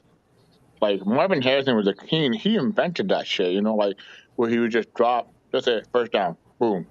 Like Marvin Harrison, I'm like, and the funny thing is, I'm like, oh well, Marvin Harrison, his son is not that fucking cool, But I'm just like, is this guy ever gonna make like a move to break a tackle? Like, and that worries me because in the NFL, all these athletes, when I say athletes, I mean cornerback, linebacker, safety, they're just as fast as you, They're just as smart as you. Like Chris Olave to that next level. And I get it. And I think I've had this argument with a couple of people.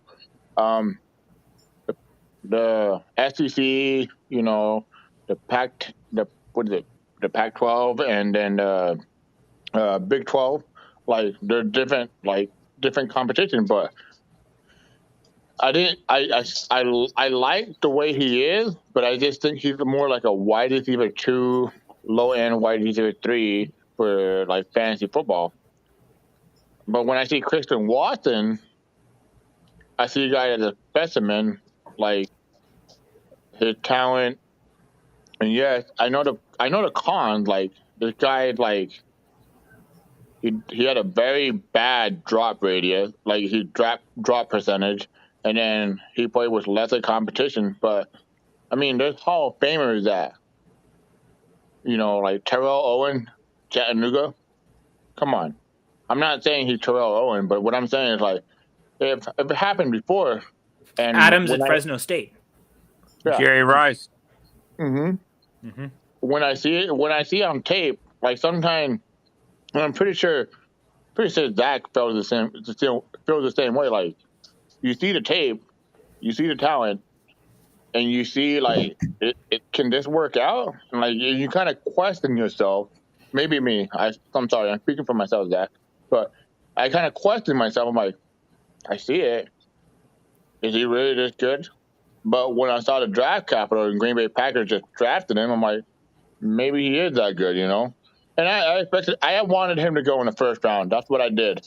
But the thing was, like, we saw value dropping. We saw Malik Willis dropping. We saw running backs that can get drafted in the first round. We saw wide receivers like I love Sky Moore. I fucking love Sky Moore so much. Like sometimes, I think this year's rookie draft, I'm gonna reach for Sky Moore. I'm gonna reach for Christian Watson.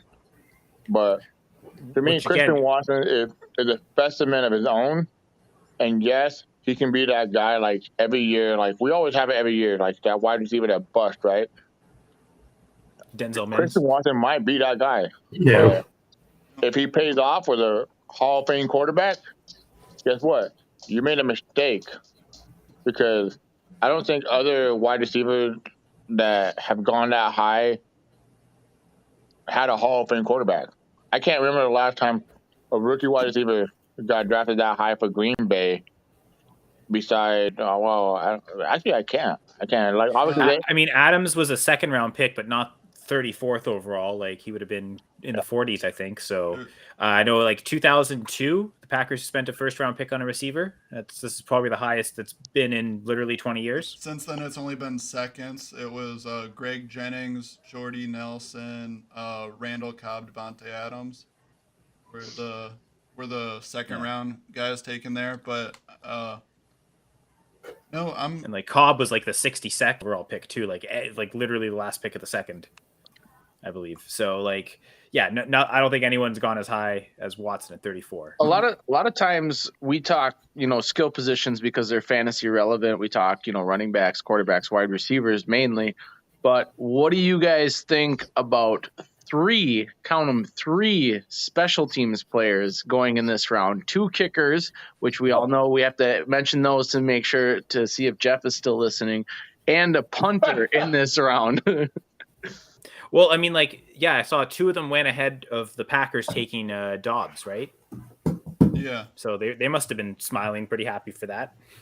I think last year there was only McPherson total in the 6th round drafted, wasn't it? Which was worth it for the Bengals, it seemed. I think we've seen too what happens when your special teams is bad. If you can't rely on your kicker in certain situations, when you it's so inconsistent in regards to those 3 points or that extra point. Yeah, it's less than a touchdown. I get like the fourth down guys who always want to just say you should go for it. I understand some of that stuff, but we've seen it kill teams so many times in recent memory where they just can't capitalize on those special team situations. I'm surprised to see it in the fourth with some of the guys available, but at the same time, if you think you really need to address your punter or your kicker, I don't blame teams. I mean, shit, Green Bay's special teams last year, I still wake up in a cold sweat sometimes thinking about the special teams from Green Bay. So I don't blame teams for doing it if they need to address it. I also don't think the Packers' problems are related just to their kicker and punter. Like, that's kind of special teams overhaul. Drafting a rookie punter in there isn't going to change anything. No, but it could help. But if other teams, but like a team, well, so look at the teams who did, right? Like, it was what the Browns, Cade York was the kicker, and then the Ravens took a punter, Jordan Stout, followed by the Buccaneers, right? And like the Ravens and Buccaneers have good special teams. They're just they've got the system in place where if they've got the right punter, they'll be able to take advantage. You could have the best punter in the world, but if you can't protect him and all the punts are going to get blocked every time, it won't matter. So like it would have been smart for the Packers to take a punter in the fourth round, but the Ravens, who there's always a high emphasis on special teams, probably makes sense to be the team that does that. And same for the Bucs, right? If you think this guy can come in and contribute to the team this year, even if it's just on special teams, they're trying to win a Super Bowl. Maybe that's the difference. So makes sense for those teams. And same for the Browns, kicker. These punters have a certain cannon of a leg where they can just send it screaming down the field. There is value to that. So I mean, if there's only one or two guys, and we've seen teams being aggressive in regards to trading up or trying to make sure they're addressing these very specific things with some of these selections. So they're concerned of a big drop off. I mean, fourth round, if you really think your current punter is not going to provide what you really want at that slot, it's worth it. I mean, if it was a third or something like that, I'd be looking at it more like a Bill Belichick pick this year, but I can understand it this round. Yeah. All right. So far, no other fantasy relevant players have come up. Do you guys want to keep talking wide receiver tiers and how it approaches? Because the way I think everyone's kind of talking here, there's probably 7 wide receivers going in the first round of rookie drafts, even in Superflex. Maybe one of those top 7 fall, but we have the original top 5 from before the draft, and it seems like Christian Watson, Sky Moore, because of their landing spots, will also fall into that top 7. And again, maybe it's as high as 4 for guys like Gerson and Zach, who are going to raise Christian Watson all the way up to that either top tier or at the start of the second tier of wide receivers. And so, yeah, I mean, I think your first round of rookie drafts is probably 7 wide receivers. Yeah, I think it has potential to be more. George Pickens, right, with the Steelers. Well, yeah, with just the Superflex league alone, if you're talking that, I think it's drastically changed from what it was a week ago. I mean, I don't think you can invest top tier first round picks into these quarterbacks now. Malik Willis isn't the locked in 1-2 like it was 2-3 days ago. Pickett is probably the first quarterback that's coming off the board now. And to me, I probably wouldn't waste more than the 108, 109 on him in Superflex leagues. And I think the whole landscape of Superflex has changed. Yeah. Good point with Pickett. So are you taking any of these receivers over him? Or sorry, are you taking him over any of these receivers? I'd imagine most of them you're not. I am not. My evaluation of Pickett has not changed. I think he's worth. Go ahead. So that's 7 wide receivers, and then depends on how many running backs too, right? Yeah, probably at least 2 running backs. So I mean, I'm probably not looking at Pickett until tail end of the first round, maybe 110 somewhere in there. I mean, if Penny for Superflex, okay. Yeah, I don't. It'd be funny if Pickett and Pickens go back to back, right? Same teammates, right? That's what I kept thinking about the wide receivers. That's why I just had to clarify. I kept looking at Pickens, and I was like, does he mean George? Yeah, Pickens? sorry about that. Yeah, it's but yeah, that's I think the whole landscape of Superflex is wildly different now from any type of mock draft or anything like that you have seen previous to yesterday, basically. New England got a QB, Bailey Zappi. And this seemed early for Zappy too. So what does that say about Carson Strong that he seems to be the odd man out? Well, I think Sam Howell's still out there too, isn't he? Yep. Right? That's Yeah. what I Oh, was yeah. gonna say. Yeah. What did it do for Sam Howell? True. Yeah. I mean, both those guys, right? Like, so Bailey's Zappy. This one, but again, it's the Patriots. So maybe that says something Bill about Belichick, Zappy more than I'm telling anything. you, someone needs to give him a cognitive test because he is failing right now. Someone needs to give Mac Jones some competition too. Isn't Bill Belichick the oldest coach, the oldest head coach in NFL? I think Carroll's a year older, but I think those are the two oldest. Yes, he's probably the oldest GM then too, right? Because I mean, he does both, so I think he's probably the oldest. Yeah, because Schneider is technically the Seahawks GM. That's right. Even though it seems like it's a GM by tandem with those two, but yeah. Also, fair enough. We did have I like this next pick as well. I don't like the slot, the pick. It's good value. Calvin Austin III from Memphis, wide receiver. He went to Pittsburgh. I was really hoping he'd go to a team that needed a wide receiver. Don't really love the Wait, is that the pick? Calvin Austin and the Steelers? Yeah. Wow. You know, it makes me almost think, I wonder if they're going to try trading Claypool possibly. I know they've had some issues and some run-ins with him here like the last year or so. I know the head coach there has not been too pleased with a lot of his off-field antics and stuff like that. I don't think they're actively doing it, but I'm wondering now if teams like this, maybe the Giants, the Jaguars, who have seemingly a lot of depth at wide receiver, if they might be looking to trade some of the guys that are currently on their squad. So wait, the Steelers drafted Calvin Austin and they drafted George Pickens? Yep. Correct. With Chase Claypool and Deontay Johnson? And they brought in Miles Boykins, even though he's, he's true. not very much of a factor, but still body. Because, I mean, they've lost, we got to think about it. They lost, 3 of their top 5 receivers from last year in Juju Smith-Schuster, James Washington, and Ray McLeod, who was kind of one of their primary returners. Yeah, and that's what makes me think with this pick. Are they maybe taking Calvin Austin more for special teams than they are for offense? It would be a good kind of say they were talking about the teams and punters. Yeah, you would think so. It's going to be hard for him. It's going to be hard for him to crack the starting field, I would think. Yeah, like I would even, I think it's more obvious because he was taken earlier, but Romeo Dobbs, right? Like I feel like I'd rather have him than Calvin Austin, even though it's only 6 picks difference, but it also feels like, Dobbs will have a better chance to contribute on offense. Green Bay had pick 140. My buddy over here, Jared Good, he's a Minnesota Viking fan. He said you're just Packer fan talking over here. Yeah. Okay, so he likes Calvin Austin then? Yep. Okay, because the problem with Calvin Austin is doesn't he kind of seem a bit like a Tutu Atwell, Rondale Moore, Wandale Robinson? Like, isn't it kind of the same problem as all that? And that seems like it's. I don't know. I have a question. What do you guys' reaction to Wandale Robinson getting drafted that high? Shocking. Kadarius Toney replacement. That was my initial instinct. That they're trying to replace. See, I thought maybe they'd either try moving on from Toney, possibly maybe try moving Darius Slayton, someone like that. That's bottom of the tier that they could move. But yeah, initially it seems like a Toney move, but yeah. See, the only thing they have an idea for Toney, and they can't necessarily rely on him. So they can, okay, we've got 2 guys to kind of play that option on offense. Well, I think it was more about. I don't know if you heard, but he kind of like a locker room distraction. Did you hear about that? Yeah. Like. He had some serious. I honestly believe that too because when I hate to say this word scouting because I'm not a scout, but when I was researching him, he's had like problems off the field since high school. So like his personality, his traits weren't good for on the field or off the field. Like he's a great athlete, he's a great talented player, but if you can't get along with your teammates, if you have issues in the locker room, your NFL career is going to go it's going to be a downward spiral. Just look at Ryan Leaf, for example. Like the guy was talented. Likely, Baltimore. Or like who?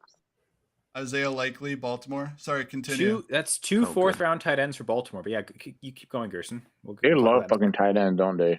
Yeah, that's going to be their top 2 receivers. Wow, that should never come out in any way. Lakeland Andrews, wide receiver 1 and 2. Mm-hmm. Ravens have so many picks. I didn't realize how many picks they had in this Oh, they have draft. I feel six. like They have six in this round. Number me, they haven't taken one running back. I feel like they've been just constantly just picking this entire time. Oh no! So they said that the most pick ever in one round was 6 picks, and this is the Ravens in this round. But they just keep. Why would you? I mean, now you have 3 tight ends on your roster. They're likely. Was it Rucker? They did, or who was it? Charlie Kohler. Yeah. The truth is they really didn't have much else behind Mark Andrews. Like there's Nick Boyle. Like I don't know if he's a free agent, but like he was injured all of last year. Like I don't know that they could rely on him anymore. So what wasn't Vanette or somebody on the team also? I think you might be right. I know he was with Denver at one point, but I think he was. Josh Oliver, I think too, was also with Baltimore. Yeah, right? So they traded for Josh. They've got a lot of back end guys that they can replace, and I mean, frankly, again, one of these rookies is probably not going to do much as a rookie, and the other one will. But they've done this before, right? They doubled up Mark Andrews, Hayden Hurst, and I mean those were even further investments. Like I think they spent a first and a third on those two, whereas 2 fourths seems kind of par for the course for the Ravens, right? So they're just continuing their past offense. Same trends again. Packers took Zach Tom, by the way. Tackle center. Hey Kyle, I gotta get out of here with Jared and everything. We gotta go do some stuff. But thanks for having me. Zach, we're gonna do an IDP show. We're gonna do an IDP draft. I think we're gonna have some fun with that. Is that before or after our Devin Christian Watson Love Fest? I know, man. Like after we finish, it can be like the first half hour. It can be Christian Watson. They're gonna be like, "Is this an IDP show or is this a Christian Watson Love Fest?" But, thanks for having me, Kyle. You take care, everybody. Thanks for having me, Devin. All you guys, thanks for joining us, man. Thanks for joining us. Have a good day, man. You guys too. Bye. See ya. But yeah, so Zach Tom, center, taken by the Packers. I'm surprised he's still there. I know. I remember talking on the Full Press Packers pod, my co-host Jesse Hall, and this is a guy he's excited for. Probably not going to play center, but frankly, I think I was thinking going in center or offensive line in general was one of the biggest needs for the Packers. They've probably got 5 starters that they're comfortable with, but they really have maybe one guy behind that in Josh Nijman that they feel maybe okay as an emergency left tackle if they need to, but really this is Zach Tom probably comes in and walks in as the 6th offensive lineman and the primary backup for any of the interior guys. And frankly, like I know Royce Newman was a 3rd, 4th round pick last year, and he started right away at the start of the season and then kind of got benched later on in the season for Lucas Patrick, who came back healthy. So, Newman up and downs, he's had some starting experience, but I could see, that maybe being a right guard competition for that spot between Zach Tom and Newman. And even if Zach Tom loses that he'll still be kind of maybe counted on as a backup piece in case something happens to any of the other interior linemen. So I think it'd be a viable piece for them. I completely agree. I really like it. I would like to see them try and trade up. I'm surprised that Khalil Shakir is still there. I am too. I'm low key hoping that he's there for the Bears. Yeah, I was hoping the Packers would take him there, but at the same time, I'm not like Zach Tom at that value. I'm really happy with. Khalil Shakir is an interesting name to watch in these next few picks. Maybe even Tennessee, but obviously, if you're a Bears fan, that would be a good spot to get him there. I do want to ask, as I'm scrolling towards the start of round 5, I see Washington there. How did you guys feel about the wide receiver they took? That was Jahan Dotson. Yeah. I thought it was. I mean, when Burks is still on the board at that point, I can't believe that they passed over him for Dotson. I mean, I like Dotson too, but not at the expense of passing up on Burks. Did it hurt Dotson's draft stock for you if you're looking at rookie drafts? Because for me, it did. Yeah, I would agree with that. And for them adding a wide receiver, I don't think it hurts McLaurin as much. I thought they were going to bring in possibly, a higher pick.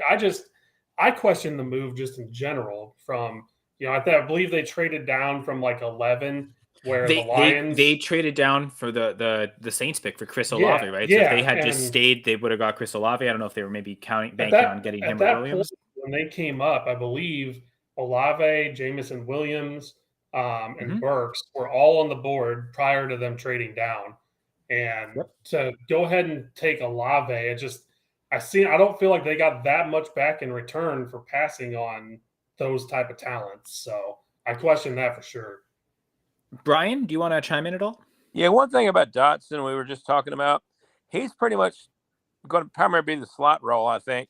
So it would have been hard for me to pass up on Burks as well, because he's going to be more of a deep threat. And like I said, it seems like Dotson's a little bit more cornered in regards to what his abilities are. So again, we've already talked about it. I think it's now maybe a clear top 7 in terms of the wide receivers, the 5 first-round picks, and then Watson and Sky Moore, which kind of leaves Dotson as maybe the wide receiver 8 as best. Maybe it's also kind of where we talk about this next tier. It does feel like even before yesterday, as soon as even before you got to pick 20, as soon as Dotson was taken 16 and then Burks later 18, it really did feel like Dotson was this year's version of Kadarius Toney. Funny we keep talking about him, but last year, he was the first round wide receiver. I'm pretty sure he was taken before Rashad Bateman as well. But you look in rookie drafts, he was often being taken around, Amon-Ra St. Brown, who was a 4th round pick, and then De'Ami Brown and Amari Rodgers, right? Like I think Toney was kind of in a tier with those guys as opposed to being in a tier with the other first round picks. So it does feel like that's the case with Dotson. So again, starting at wide receiver 8 at best for Dotson.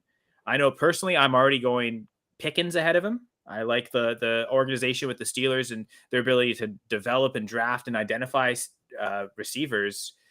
I'd go Pickens ahead of Dotson. That's probably about it for me. So I guess Dotson would then be my wide receiver 9 in this class. Does anyone kind of first off have any contention with me going Pickens ahead of Dotson, or anyone else that they feel like should be ahead of Dotson instead? In that, we'll stick to the second round to start with.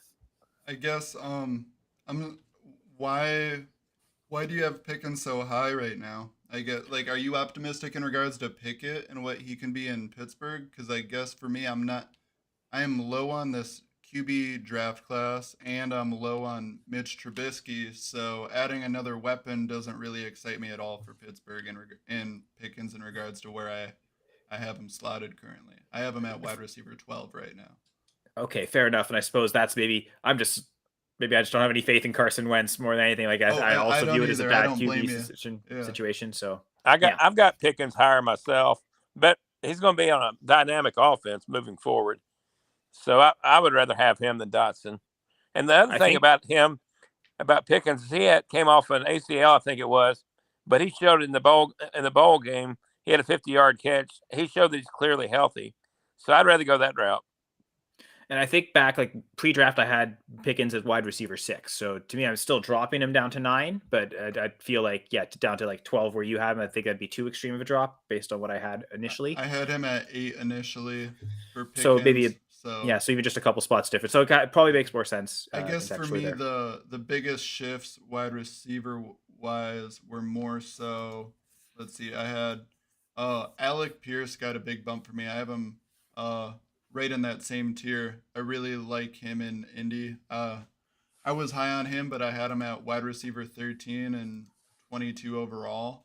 But now I've got him slotted a lot higher because I think there will be plenty of opportunity for him in Indy. I'm actually excited to see what this Indy offense can look like. I think Pierce will be the best second option they've had in a bit over there. I like hearing that. In a rookie draft, I took him. It was a 14-team super flex, and I got him at the 212. So probably won't go that late in drafts now because that, like you were saying, 22nd overall. That would be 212. That's the right 26th overall player. So one thought I want to throw out there, with both the Packers wide receivers coming from small schools, do you think there'll be a transition curve? And on top of that, with Rodgers being older and even talking about retirement last year, what kind of window do they have to show their skills before the next quarterback comes in? Well, they've already got their next quarterback. Oh. Well, and I stick back to like the contract Rodgers signed. Like it looks like he's there for the next 3 years. So since he signed that contract, I haven't heard any talk of retirement. I know everyone thinks it might happen again next year, but I'm operating under the impression that Rodgers is there for 3 years. So for at least 2 after this. So at least half of Christian Watson's rookie contract. So So you're I'm not talking overly concerned. 3 years total, including this one? Yeah. Okay. Yeah. I'm Which less Love- optimistic. Or go ahead. Sorry. Oh, go ahead. Yeah, I was just gonna say, and yeah, Love. I mean, I believe after this year they'll have to make the decision on the 5th-year option. They're not. Yeah, I can't see that they're gonna pick that up. So At this point, they could maybe let Rodgers go or trade him away after the 2023 season, and then because Jordan Love would have played maybe 2 games, hopefully, in that time, they can sign him real cheap to his second contract, which won't be a starting quarterback quite like it might be valued kind of like where Trubisky, Winston, Mariota kind of in the 14 to 15, $16 million range there. I think that's maybe what they might try to like go there for, but on a not just on a 1 or 2 year deal, but maybe on a 3 or 4 year deal and try and kind of build a second, not quite a rookie contract, but also knowing with the salary cap likely to increase, then you almost can apply it like an extension to the rookie contract. Unless there's a trade we don't know is coming, for like someone like Seattle or something. I think Jordan Love deserves a shot somewhere, and I know teams have been calling, but Green Bay has been pretty adamant in the fact that they don't want to send him away. And when I hear that, I have to think that, like Kyle was mentioning, they're going to try and retain him for a relatively cheap deal going forward. I think I don't expect Rodgers to be there his whole contract, though. I think retirement will come sooner rather than later. I'm just having a hard time seeing him really be that passionate about football for the next few years. Especially he was so romantic about it this year, where it really seemed like he was trying to savor every moment, which to me didn't really express a guy that is expecting to be around for a few more years. I think whenever it's the last dance, he'll make sure that no one knows it is, because Rodgers doesn't. He likes to be on his own page. He doesn't want to know. He doesn't want anyone else knowing what he's thinking or how he's feeling. So Brian, back to you. You mentioned you'd take Pickens ahead of Dotson. Is there anyone? And again, I think we'll take out Watson and Sky Moore, but is there any one of those other second-round picks? So we've got Pierce, we've got Tyquan Thornton to the Patriots, John Mechie to the Texans, and Wan'Dale Robinson to the Giants. So it's nice we do get to talk about him now, but are you taking any of those other guys ahead of Dotson, or is it just Pickens?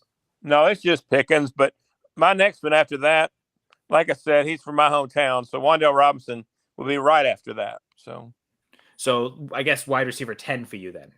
I'm good with Wan'Dale there. Of course, I'm a homer, so it's okay. But Wan'Dale's very, very talented, and he flew under the radar for so long at 2 schools that really aren't. I mean, Nebraska recently hasn't been that great in football, and then he went to Kentucky, which has never been good in football. So he's kind of flown under the radar from where I'm seeing.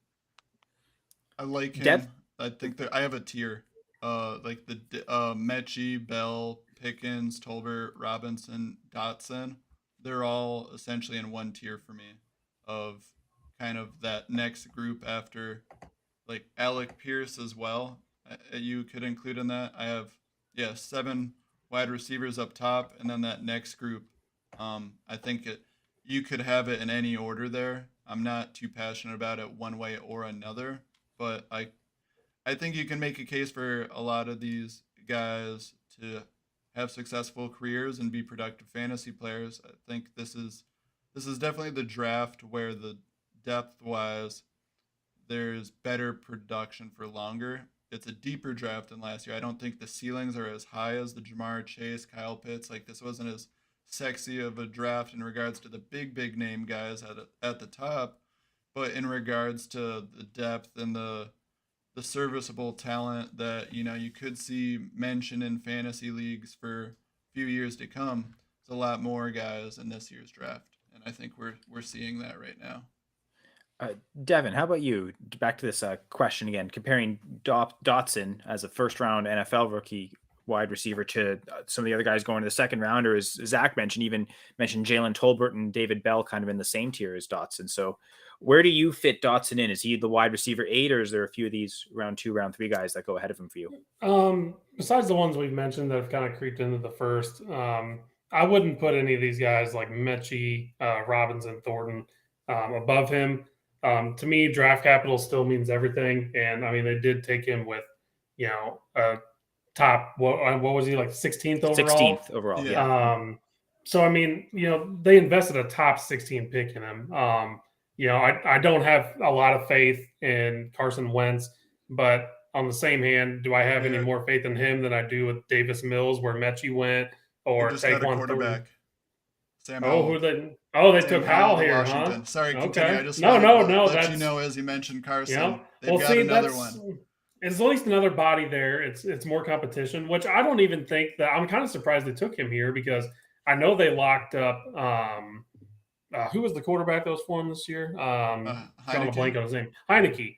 He was a solid quarterback. He's not a great quarterback, but he did decent. You know what I mean? I'm kind of shocked that because I think they paid him a 2 or 3 year contract, which wasn't for a lot of money, but I mean, I guess the value's here to where it's so hard to probably pass on when you have a questionable quarterback room.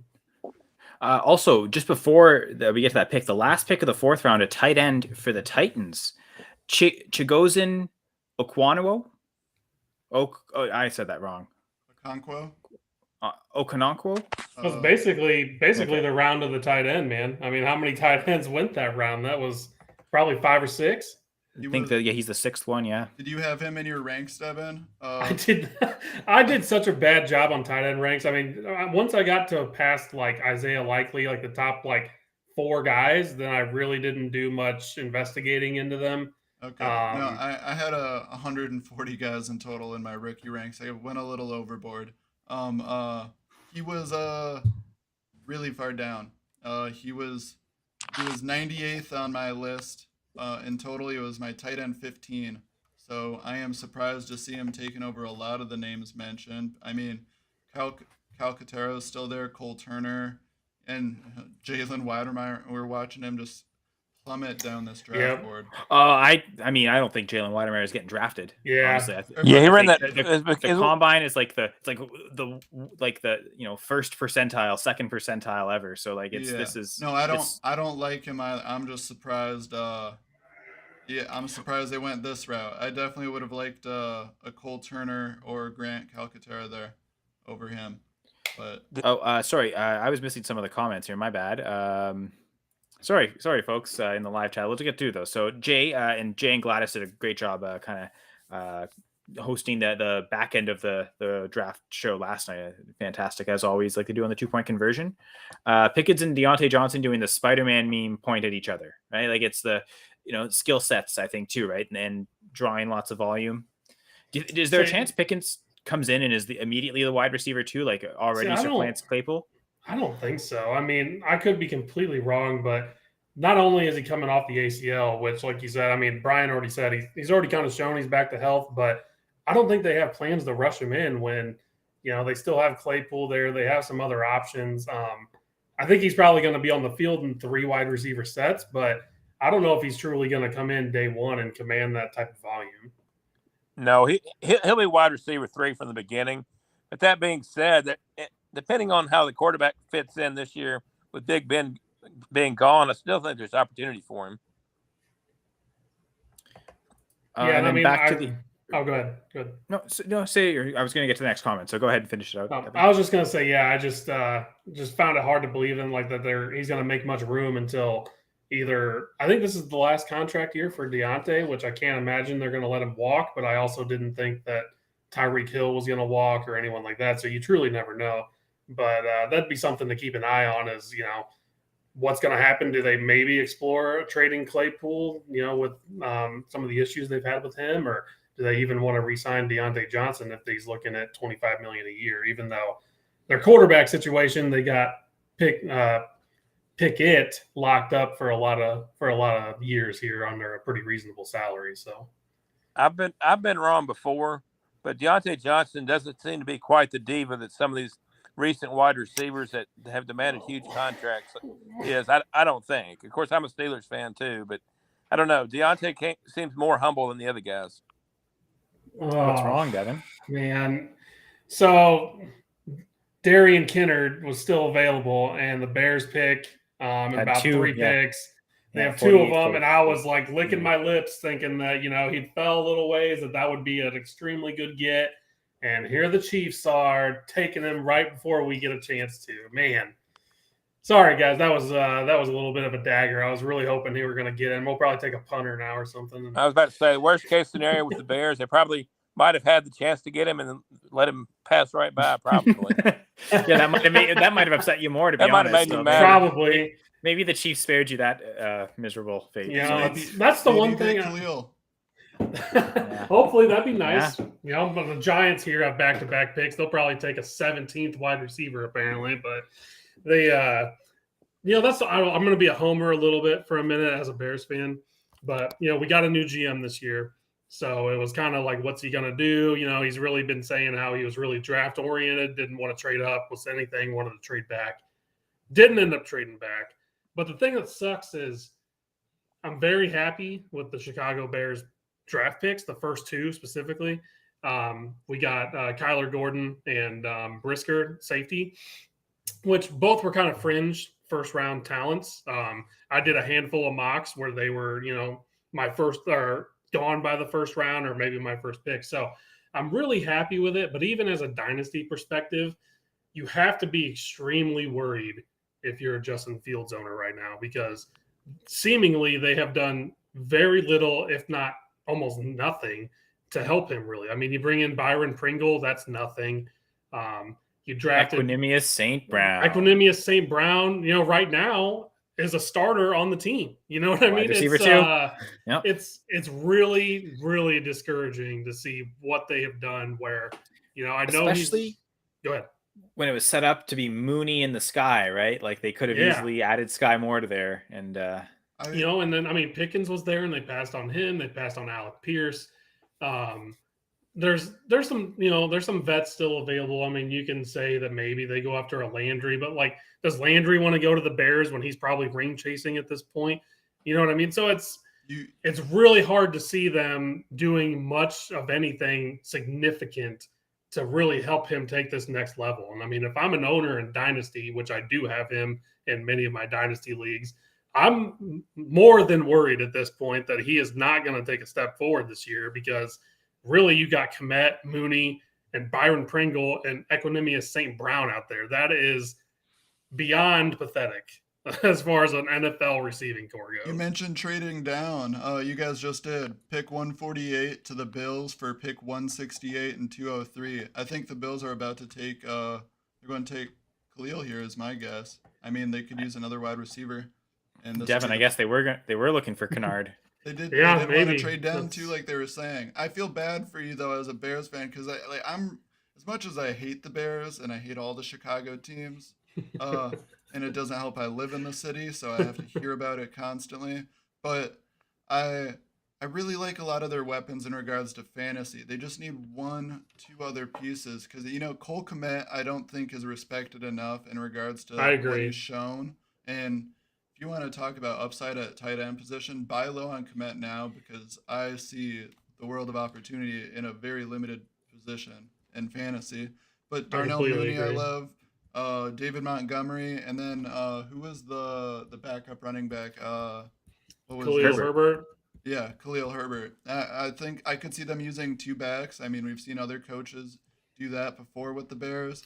But they still need to address another wide receiver there, because it's going to be hard for Fields to flourish if it's just Kmet, Montgomery, Herbert, and Mooney.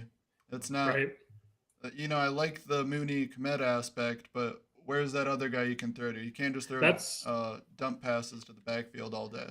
That's arguably been the biggest need, is they need a true X wide receiver. They need that big body, someone on the outside that can give, a little bit of a safety blanket to him, which – Kmet's 6'6", whatever, but I do agree with you that he's a great buy low right now. If you look at him last year, he did not have a touchdown. So if you look at having 600 receiving yards out of a tight end year 2, even if he adds 5 touchdowns onto that, he's jumping up 10 to 15 spots compared to where he finished last year. So he definitely, I think, I'm a little bit of a Bears homer, but not a little bit. I'm a huge one, but he is a huge buy low right now, especially if like you said, just a little bit of touchdown regression in the positive, he's going to be moving up a handful of spots. So a team that really deserves a shout out to me for their draft, especially from a fantasy perspective, is the Jets. Yeah, the Jets have killed this draft, man. Well, they had, and I looked it up, and I know the Packers, I went through their draft history. They've never had this. The Jets had 4 top 40 picks. Like, to pull that off, like you better have a great draft if you're gonna have that many like quality players. But like, yeah, they've suddenly just added maybe 4 starters to their team. Khalil to Buffalo. Oh man, that's brutal. You trade out of that pick, and then they take a wide receiver there. And Buffalo must be watching the show right now. It's glad to know we have the Bills front office in here. You know, it's one player that's had a huge benefit to this draft is Gabriel Davis. You know, they've had plenty of opportunity to bring in, more talent. People suspected maybe even a first-round wide receiver, and people were kind of hesitant at that point to even really try to trade for Gabriel Davis in a lot of leagues. And as of right now, I mean, even them getting Khalil here, I don't think really hurts them that much. I think he dodged a lot of bullets this weekend and seemingly is going to be pretty involved in their plans going forward. Yeah, right now I'd say wide receiver 2, I think. And did y'all say that Bills just got Shakir? Yep. He's a good wide receiver 3. He'll fill in that spot great. They had a good they signed who was the guy from the Jets? Crowder. I think that's a really solid pick there too. Kind of underrated this offseason. I mean, he's only 28 years old, which it's a 1-year deal, but I think that he's a great PPR guy. He's Cole Beasley. They're the exact same player. So you'll basically get exactly what Cole Beasley produced last year, which I think bodes well for Gabe Davis' touchdown upside. Right? Like Beasley was never a big red zone threat, not getting a lot of red zone targets, not a big touchdown producer. So like that's probably Crowder as well. Whereas the main red zone weapons are going to be passing wise anyway, Diggs and Gabe Davis.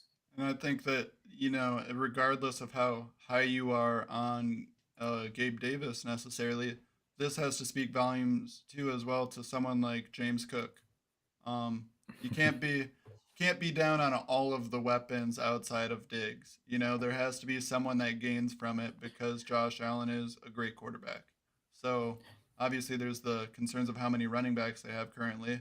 But yeah, Gabe Davis. Also Isaiah McKenzie. I know I had him stashed, just curious to see what would happen this offseason. I think that's a guy I'll most likely be cutting very soon because he's fallen down the depth chart quick, and it's not necessarily the biggest, sexiest names pushing him down the list.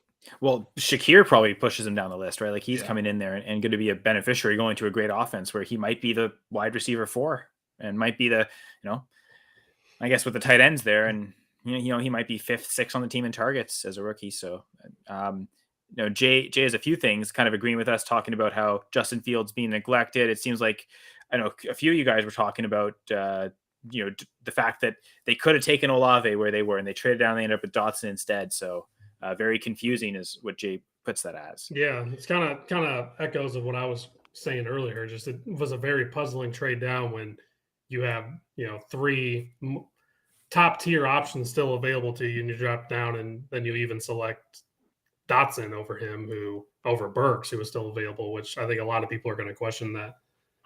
So, Eric Johnson, Fantasy Barbecue coming up, and he's got us cooking a topic here, something we are a little talk about, but might be the time to talk about it now. I've already hinted at it. So James Cook, juicy landing spot to the Bills. Is he going to be the 2022 version of CEH? That's what Eric's question is. What's his ceiling in rookie drafts ADP wise? So my comparison wasn't CEH. I'm calling him the Trey Sermon, Keyshawn Vaughn of 2022, where which relates to the price, where I think he's going to go in the first round now. So we already talked about 7 first-round wide receivers in Superflex. You've got the 2 running backs. You've got Kenny Pickett. So that's basically you're at your 10th player. So 11, 12 in a lot of rookie drafts, I could see James Cook going there. So by back end first round, I think a few guys have already kind of mentioned that, but I don't think he's deserving of that, to be honest. And I know Jay kind of referenced it. I'm a James Cook hater. I think, well, it's funny. And he's saying Vaughn, ouch. I think Keyshawn Vaughn, but pre-draft, I had him about, I think, RB 15, 16 in that really loaded 2020 class. James Cook, I had RB 23. Maybe I missed something. Clearly I did, because, I mean, it went way higher than I expected, but, like, the production wasn't there. He can catch the football.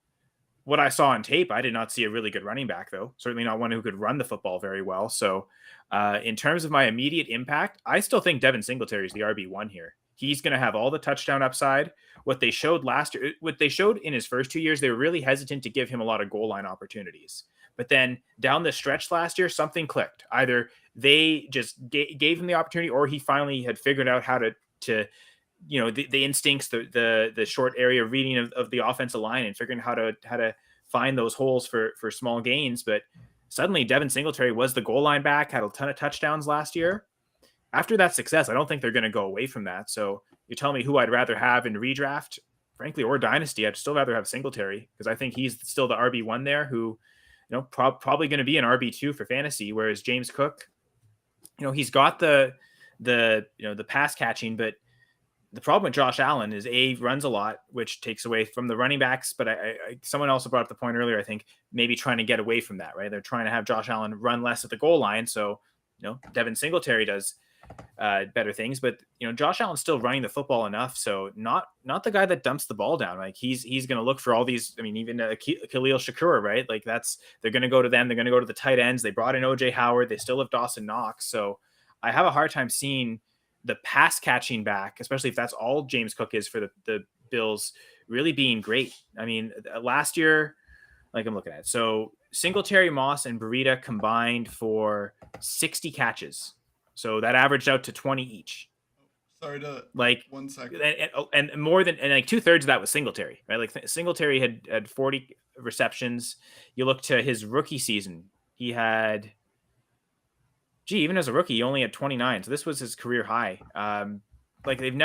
Singletary has that capacity, and they never really have thrown it. So I'm confused about Cook. I'd rather have Rachaad White still. He was my RB3 before the draft. I essentially see them as the same player. The best thing about them is the pass catching. There's still a guy that's going to get a lot of touchdowns in front of them, whether it's Singletary or Leonard Fournette. The only difference to me is the quarterback. And Tom Brady, much more willing to dump off to his running backs than Josh Allen. So give me Rachaad White as that guy that should be going at the 111, 112 instead of James Cook. So. Oh, by the way, Bears traded out of their pick. Yep. Okay. Yeah, I saw that. That's basically they've gotten swiped twice, right?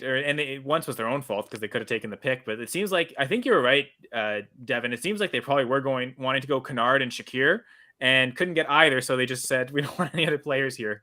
In the meantime, though, Washington taking a tight end, Cole Turner. I don't. I mean, I had him as tight end 8 for me, so not bad there. I mean, right now, you figure he was the best available tight end, so if they were wanting one, I think that was a good selection there. I like that pick in regards to tight ends over Okonkwo for Tennessee. But right now, I'm looking at my guys, like best available from a fantasy standpoint would be Kyron Williams, Jerome Ford, Tyler Algier, Tyler Batty, Carson Strong.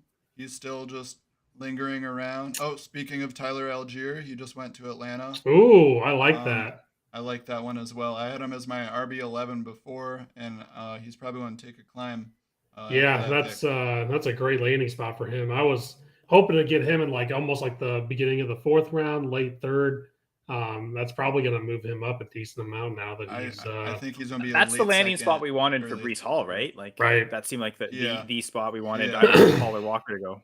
And I was really hoping Isaiah Spiller would just go to somewhere like that just to cause chaos. Mm-hmm. People were really falling out of love with him quick, and just seeing him go to a high volume opportunity right away would have been enjoyable to watch. I want to address this comment, or maybe just to pat myself on the back, but Fantasy Fusion or Fusion Fantasy Football saying the question with James Cook is, can he make the leap from being James White to Austin Eckler? And that's true. I think James Cook is more James White than he is Dalvin Cook. Like, to me, that completely different runner. He is more just pass catcher, which to me, I don't know. I don't like that for a Josh Allen offense. So that's kind of back to my point where I don't think James Cook deserves to be a first round rookie pick, even into like 14 team leagues. Again, I'll still rather have Rachaad White, and I'll dip into that second. Like I'll take a George Pickens, probably Jahan Dotson. Like I'll take the round 1 NFL draft wide receiver over James Cook. And if it's super flex, I probably still want to take Willis and Ritter. I'd rather take that shot on them than James Cook. So suddenly that early second round not looking so great now. I One agree thing with to you, me, though. I mean, we had all these ADP in regards to rookies and all that, and although the teams drafted them differently than what we may have thought, I don't think you completely get rid of your process. I mean, if you like certain guys before the draft, unless their landing spot's just ideal, I don't think you completely rearrange your order. It's both. That's why I do it before. I mean, speaking for myself at least, it's some of these guys I have higher, or like, yeah, I come up with it ahead of time, expecting it to shift based on based on fit, but at the same time, yeah, that's why I like having my pre and post, and then kind of having that happy medium, because then, say I'm not getting the guy that I love the slot of, or like the team usage standpoint, there's not a lot of opportunity right away for him. It gives me a better idea of, okay, who's a guy that might not have the best chance of getting reps, but I like what I saw. I was excited about him pre-draft, and I'm still going to invest in him with hopes of, if there's a chance for him to get on the field, he'll flourish with it. So there's definitely a happy medium involved there. I like having it both ways. I'm not sure about you guys, but some of them, if you love a guy, you don't love the slot, you still got to invest in your guy. Say Christian Watson, like, I know I'm a Packer fan. I'm excited about where he went and the opportunity that could be there, but I was high on him. Probably I wasn't going to take him in the same slot by any means, but that was a guy I was going to snag regardless of where he went. It was just relative to where the ADP stuff for me is more so trying to assess the price other people are willing to pay and try and get an idea of when I can get them. And I think especially like a rookie draft ADP, you only have 3 to 4 rounds. It's not like a startup ADP where you really can afford to play the board. Like, like I was saying it last year, like there was an argument to take Kyle Pitts 101 last year in rookie drafts, simply because when the hype was really happening, what you could trade for him far exceeded anything else you could get at points in the summer for any other player in rookie drafts. So even in a super flex league, it wasn't crazy to take Pitts because you could just trade him for almost any quarterback anyway, outside of maybe the top 6 tier. So I think part of that is also that, Zach. And I think to speak again on your importance of the pre-draft rankings, I think it's having the tier set, not just having the straight rankings, but knowing where your tier breaks are. And then you move, okay, within this tier, where are the best landing spots? And that's kind of the way I saw it with the Drake London, not my wide receiver 1 before the draft, but was in that top tier and got the best draft capital, got the best landing spot. Of the first round wide receivers, you can argue he has the best quarterback. I won't. I would argue Treylon Burks has the best quarterback, at least for one more year with Tannehill. But Mariota might be that next best quarterback. Like someone mentioned it as well on the show.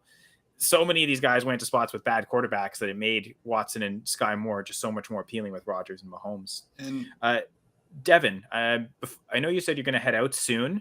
Before you do want to talk some trading. I know Gerson mentioned a trade offer.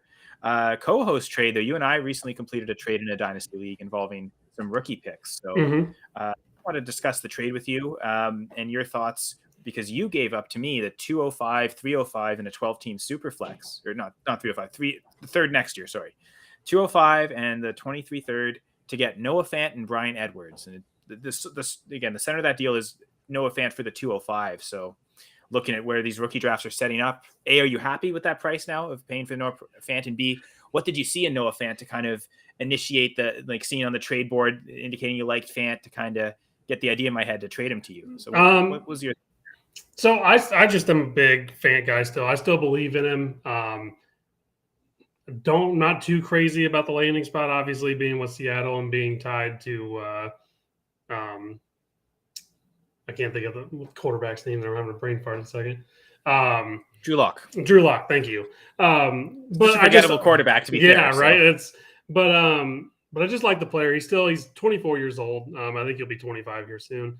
But he still has that first round talent. Seattle picked up his 5th round option. I think he's in their plans. I like the kid. I think, prior to seeing a lot of these landing spots pan out, I was kind of looking at the 205 and I'm like, seemingly all the quarterbacks are going to be gone. Most of the wide receivers that were projected at that time are probably going to be gone, even more so now. Now that I've, seen a little more of these landing spots, I still think it was a fair value for him. In previous years, I had actually traded for him, and I traded later first-round picks for him as of actually the previous 2021 season. But I think it was good for both of us. I mean, the 205 is still a really valuable pick. As of right now, there's still going to be a decent amount of running backs still available at that point. Some of the wide receivers are probably going to be gone. That's almost the point break. That was one of the main reasons I was comfortable moving the pick, was for as high as I am on Fant, I think I maybe gave up a little too, like the 205 was right in that range where it's like, it's probably a little too much, but it's close enough to where it's not like a huge, disadvantage or overpay either way. But if you're, depending on who's going to be there, a lot of those wide receivers now are going to be gone. It might be great for a super flex for a quarterback pick at that one, like just a Hail Mary type pick, where if you hit a home run or whatever. So what are your thoughts on it now that you see kind of the landing spots of some of these guys? Like, were you hoping you were maybe going to get, a wide receiver in that range to where maybe now it might not be as easy, or, what are your general thoughts on it? Yeah, I was, even if anything else, more looking for just extra liquidity to kind of trade the 107, 205, 208. So maybe those 3 picks, I'm looking to maybe more flip them for veterans at this point. Stuck at the 205, maybe like you're saying, a shot on a quarterback. Could probably use a QB3 in that league. Dak and Lamar Jackson. I'm trying to think of who I have behind them. Gardner Minshew, maybe. Like so there's really no depth behind those 2 starters, so I'm not really looking for someone to immediately contribute, but long term, maybe the quarterback isn't the worst thing. And yeah, if a receiver falls, that's great. If Rashad White falls, I'll definitely take him at 205. Right? We'll see. That seems obvious.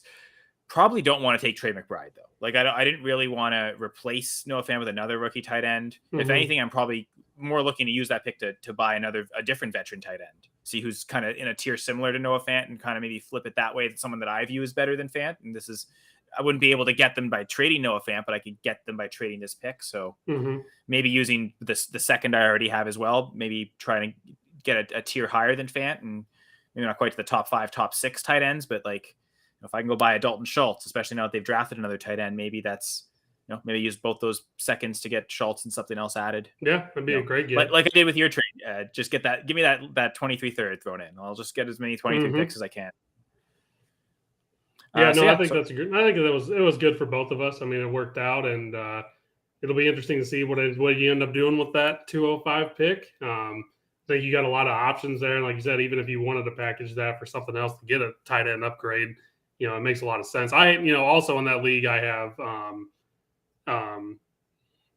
the Ravens tight end. So, I got a lot of Andrews. Yeah. So, it was more of just a depth piece at that point. I was just, kind of thinking who's going to be there. A lot of the elite talent would be gone by that point.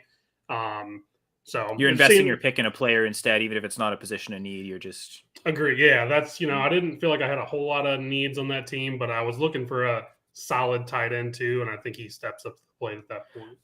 Well, and to like your point, or to your credit, with Jay's making a point here saying bad QB's best friend is a good tight end. So if we think Drew Lock's a bad QB, and they have a little bit of history together, I mean, they played together for a couple seasons now, and he was the actual starter there for a while. So it's not like they have to get to know each other. Them both going to a brand new situation, they at least have that connection and familiarity with one another.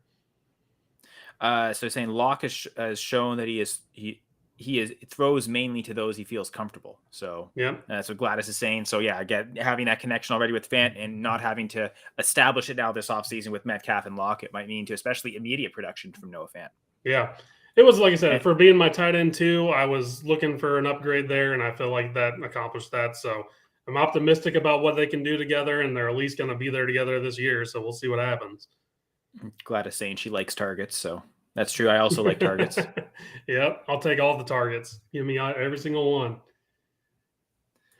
Well, I guess on that note, guys, I guess I will bow out. So thank you for joining us, and sorry I couldn't stay a little longer. Got some stuff I got to attend to. So, but that's had a okay. good time talking, and I do want to go out and do a roundtable on this question. So we'll start with you just before you leave. Yeah, no problem. Who's your 101 in rookie drafts? Breece Hall, no matter the format. That's there's still a great landing spot. I wish it would have been a little bit better, just because Carter's still going to eat into his receive. Like if he would have went to the Falcons, he's a true 3-down running back, right? So I mean, with the Jets, Carter showed he can catch the ball. He's still going to be involved somehow. It's not going to be just the Breece Hall show. But for me, running back's always one of the most valuable positions, even if you want to trade that. So Breece Hall for me, no matter the format. All right. Well, anyway, thanks, Devin. You can follow Devin on Twitter at DevinDeal. And check us out. Our next Dynasty Gambit episode will be Thursday, May 12th, I suppose. Yeah. Yep. All right. Sounds good. Thanks again. Like I said, thanks for joining us. Appreciate it, guys. So have a good rest of the show, and I'll see you guys in a little while. Thanks, Devin. All right. See you guys. I did want to say one last thing, too, on the previous subject too, about like the pre-draft, post-draft rank. Guys, when I move guys down, it's very incremental in regards to guys can climb up a lot quicker than they can fall down. I'm a big believer in like you can fall a couple slots because wow, that's an amazing fit. Like I see like he has a clear route to high volume that can bump guys up. But if you go into a bad spot, like I'm looking through my list, most of the guys so far as I'm ranking them during the draft, only sliding down a couple of slots. No one, I think the biggest drop I have for one guy is 5 slots from where he was pre-draft. I don't see it. It's tough. Yeah. If you like the guy for what you saw in college, for the physical traits, what you believed their ability could be, you have to be willing to invest in that at some point or another. Also, Jerome Ford, Cincinnati running back, Cleveland now. Just went to Cleveland. Don't love that fit. And just before that, the Jacksonville Jaguars selected running back Snoop Connor as well. So 2 picks before the Browns did. So we've got and then Algier just a few picks before that. So we've had 3 running backs go off in with the last 7 picks. Yeah, they're flying off the board now. There's Kyren Williams is still available.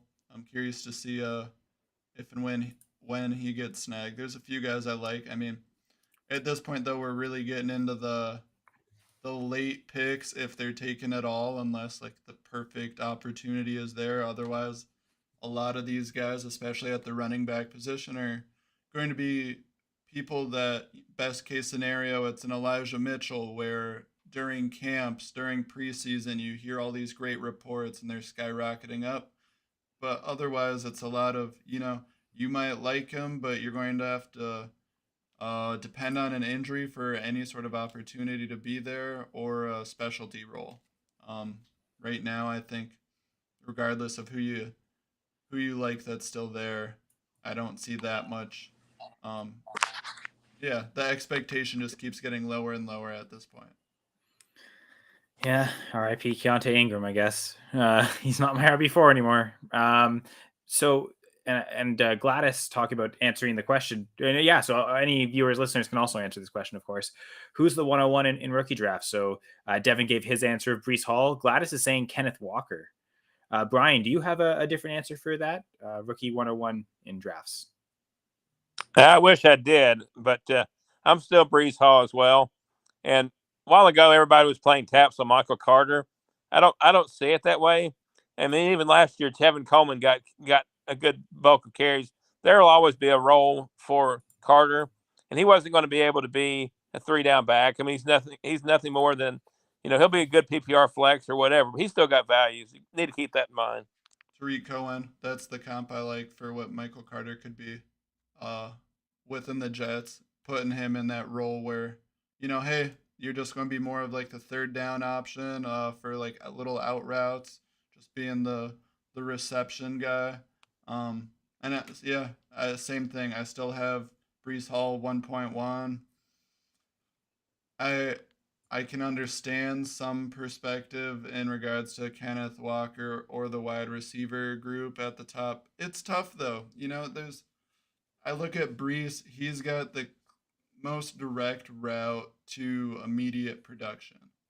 If you need running back help right now and you're trying to address that via the draft, there's not a lot of guys that uh, look like you can turn to them right away and get this awesome production. It's no Najee Harris type of guy. I mean, I think we already knew that coming into the draft, but I think you guys get what I mean in that regard. There's no one that just really pops out as a true workhorse. Yeah.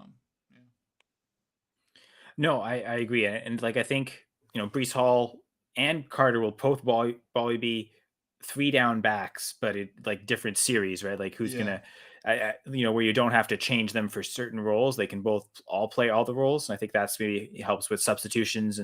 And so could definitely see something like that. But I think Hall and Walker both, I would imagine both step in as the number one guys, even though Michael Carter, Rashad Penny are there. I guess with Walker, you've also got Chris Carson, but who knows if Carson might ever never play football again. I think this pick of Walker kind of, that's a big indictment on Chris Carson's health to me. The Seahawks feeling like they need to invest this. They've only got Penny on a 1-year contract, I believe. So, Jay was saying that he had Brees Hall on the same plane as Najee Harris prior to the draft, and now he's thinking of having him down at 3. And Garrett Wilson, funny enough, still also with the Jets, now Brees Hall's teammate, as the new 101. So obviously, Garrett Wilson is Jay's wide receiver 1, but sounds like he's sliding Hall below Walker. I don't hate it. I mean, if you've got your guy from that top group of wide receivers that we've talked about plenty already, and pull the trigger on it. I mean, if you love what you see in that regard for any of those top guys and you like what can be there this year, do it. I don't think it's a crazy pick where it's like, oh my God, you took a wide receiver 101. It's not a year where I'm going to be mind blown by just taking whoever that team values most, whether it's their fantasy need or just who they're the highest on overall. And yeah, I mean, I'm always for being aggressive in your guy. I mean, last year I know I was always I had Jamar Chase at 1.1 and I was sending smoke screens every which direction since I had 104, sending smoke screens everywhere, trying to make sure guys were taking ETN and Harris and Pitts. So, and Chase ended up falling to me. And I mean, if I had 101, I was going to pull the trigger on him anyway. Yeah, running backs are more valuable, but if you got your guy and you think you see everything that you've needed to see, do it. And that's, yeah, with Jay, I think Wilson has a reasonable case to be something similar. Yeah, I'm not trying to say Jamar Chase. You get what I mean, I hope. Like the potential of where if Wilson hits right away, if he shows he's already ahead of Elijah Moore and he's the clear number 1 option for the Jets, his value next year will probably exceed close to these running backs. Although, there's talk of, does Brees Hall already enter in as a top 5 running back in Dynasty? I don't know if I can be that aggressive with it anymore. I pre-draft I saw a route for it, but I don't know if I'm seeing it right now. Yeah, there's a few guys like what you've got: Jonathan Taylor, Najee Harris. I mean, I'm looking at someone like CMC, where if he stays healthy, I would definitely have him higher. Well, I mean, I have DeAndre Swift is still the clear number 3 in running back rankings to me, and everyone's favorite. I know Melvin Gordon signed there, but Javonte Williams, I think also. I like Nick Chubb, so like to me, I could see Hall come in anywhere in that 5 to 6 range. Yeah, I mean, I could see him even falling a little lower. Nothing crazy where he's outside the top 10 by any means, but I could see a case for anywhere in that 6 to 10 area. Yeah, it's too bad. Yeah, no, for sure. But yeah, I think, okay. So here, Jay's got his top 5 rankings for Dynasty. So Jonathan Taylor, CMC, Dalvin Cook, DeAndre Swift, Najee Harris. Jay is not going to. So yeah, okay. Jay must think I hate the Cooks family in general because I'm pretty sure I've got Dalvin outside my top 12 in Dynasty. I don't like where they've headed pass catching wise. Like he caught less passes last year than he did the year he tore his ACL. Like they've kind of they've removed that aspect of the game for him. Like where I think he only caught 34 last year. Like, and that's what made Cook, he's coming off like just 2 years ago, he was the running back 3 and like just fraction of points different than Henry and Kamara, depending on the scoring setting. Like first down leagues, he might have actually been the RB1, and then to just kind of fall flat on his face almost and not really be a true difference making running back. I think it's kind of the beginning of the end for him. And I think, frankly, Justin Jefferson has changed this offense. This offense doesn't run through Dalvin Cook anymore. This is a passing offense first, going through Kirk Cousins and Justin Jefferson, and Dalvin Cook's kind of being left a little bit on the wayside. So I'm extremely low on Cook in Dynasty personally. So sorry, Jay.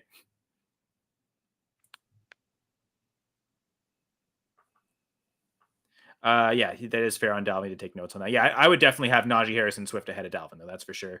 And yeah, CMC, I could still see people being aggressive there. So yeah, so Brian, I don't know, does Bryce Hall enter the top 5 Dynasty running backs for you? No, not now, not yet.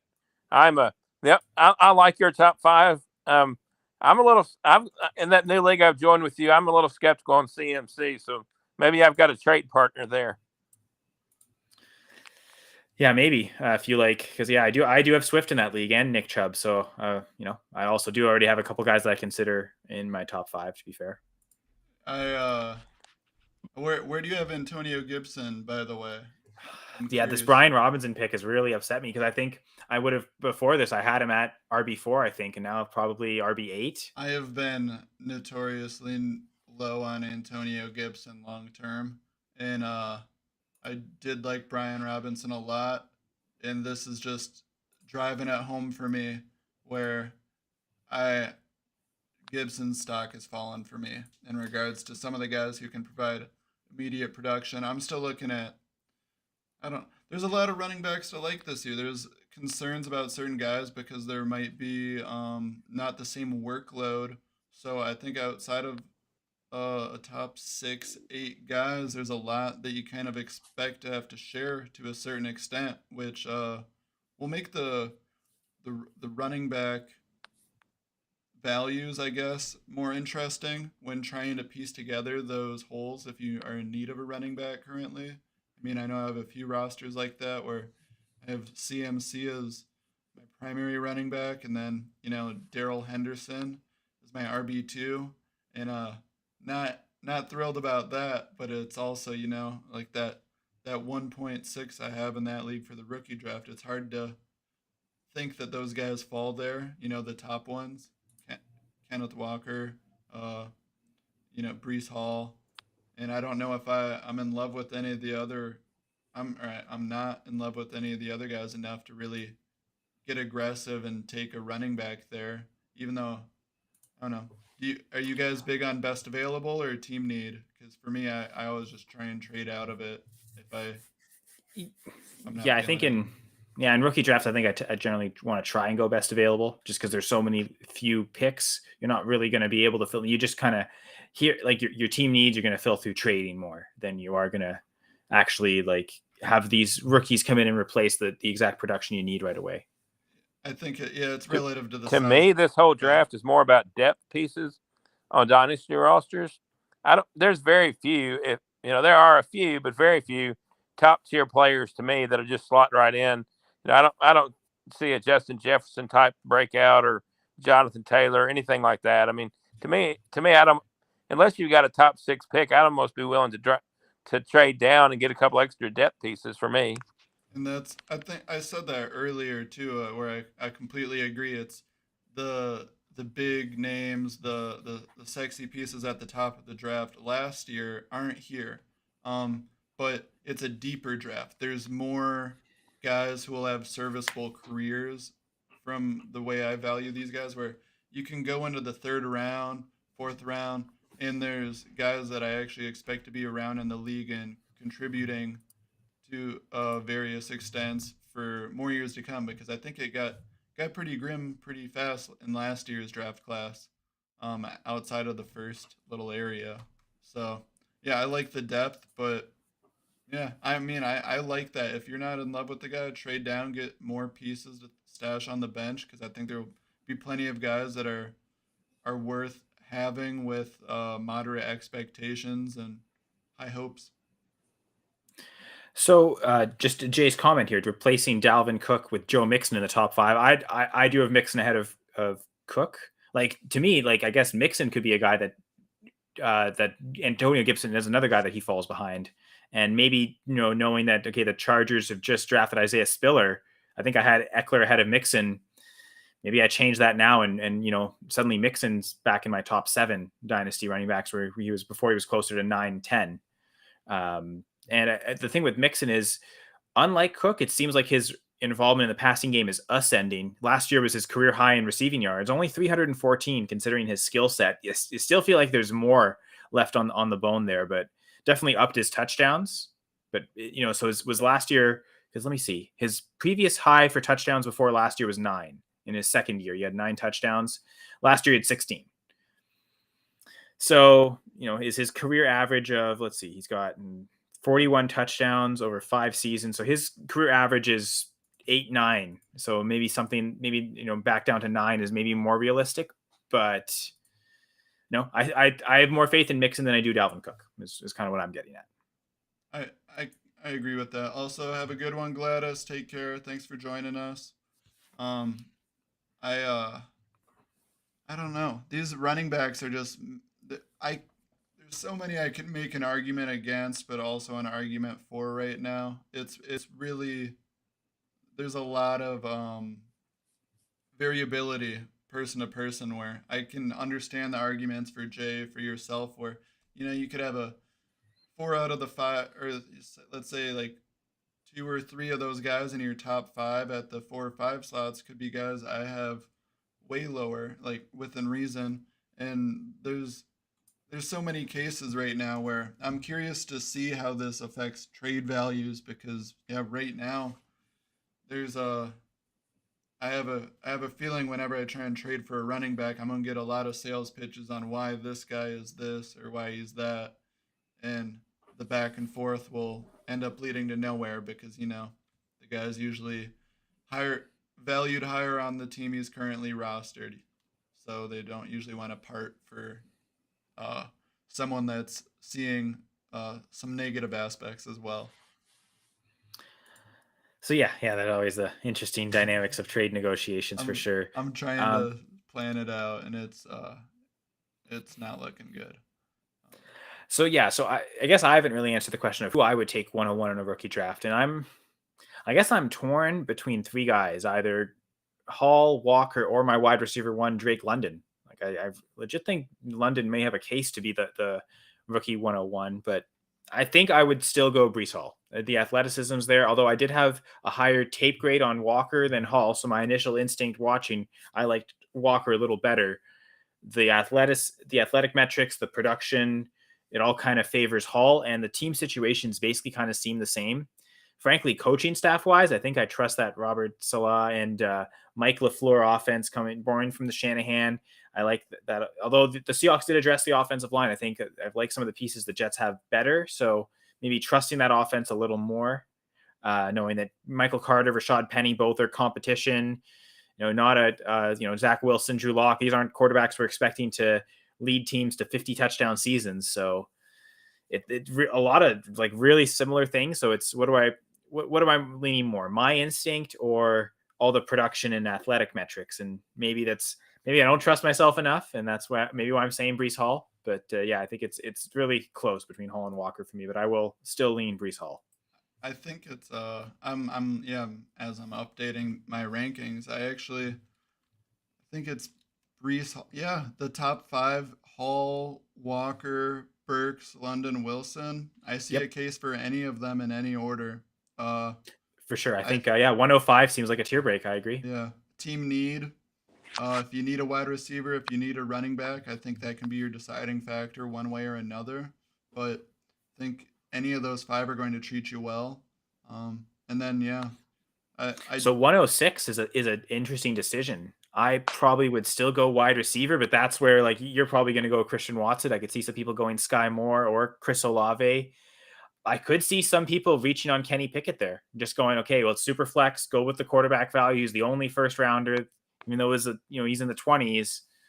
I would say Rachaad White. That seems a little early for 106. So if I was sitting at 106, oh man, Brian Robinson is one I'm going to try and snag at some point later on. Damian Pierce going to Houston will be interesting. Same thing goes for Zamir White future-wise with Josh Jacobs not getting the option. Isaiah I Spiller. like White, and then Spiller and White to me are they're going to probably be one after the other, and then kind of like they were in the NFL draft. Hassan Haskins is actually an interesting one with me for Tennessee. Just curious. I wasn't the highest on him, but I'm curious to see if he can develop into more and kind of be their future at the position in a couple years. But that's going to be more of a project piece in my eyes. But Tyler Algier, I was higher on him than a few of the other guys. So him going to Atlanta, he's definitely going to be bumped up my boards a bit. Yeah, because I had him as where did you have him ranked? I had him at 12, I believe. I think he was either 12 or 13. I think he might have. For me. Yeah. But yeah, I think is saying Tyler Algier is the RB5. Is that really unreasonable? I could see a case for it, and that's what's painful is because that was a guy I was hoping to snag later on, I try and take into account where other people are going to be aggressive in regards to that opportunity being there, where I might not want to pay that price, but I want to plan accordingly. I'm going to try and let him fall to whatever slot I'm at. And Tyler Algier is a guy that someone is going to be a little too excited about because it's Atlanta. And, they need someone else there. And someone is going to take him probably higher than he should be going. But, I mean, he could impress us. So Jay saying 106 trade central for me. Unfortunately, though, Jay, it seems like no one really would want to trade into the 106. You might get someone like Zach who really likes Christian Watson, and that might be what you're hoping for is someone loves Christian Watson or someone loves Sky Moore, or like someone's a really big Olave or Williams fan and they want to trade to that 106 to get them. But you can also see if all four of those guys are in the same tier, you're better off just being at 108, 109. So maybe the idea is if you like all those receivers is to try and from 106, trade back to the 109, or just straight up trade the pick to see what kind of veteran wide receivers you can get. That's true. But unfortunately, everyone's going to think that. So it's not going to be necessarily a pick that's going to acquire like a bunch of momentum for people to want to try and trade into. So and that's the benefit. Do you guys do rookie drafts that are slow drafts, or do you do just a couple minutes per pick? Yeah, I think most of my rookie drafts have converted to slow drafts now. Okay, even the ones that used to be live picking, I think have all gone that way. That's how I've done it with my leagues, and I've been pushing for the other leagues that I'm in to do the same because the opportunity to trade in the middle of the draft is great. If that we already talked about how that top 5 could go in any order. Say for some reason someone takes. If I have 1.5 because the guy was being too stingy with 1.6 and I got 1.5 at a better deal and I take Christian Watson, someone else, the opportunities are there, and definitely recommend people to do slow drafts. But also, if you aren't in love with someone, if you aren't in love with the options there, get your sales pitch ready. I'm always an advocate for not just if it's best available and you're not sold on it, try and sell it to someone else who is. Y'all were talking about the pick at the 106. I know I'm biased as a Steelers fan, but honestly, thinking about all the young guys they have between Freiermuth, the 2 receivers this draft, Johnson's young, Claypool, I would be okay. The only knock to me is his age being 24, and he wasn't, pre-draft, he wasn't the top quarterback. So, I'm okay with him at 106.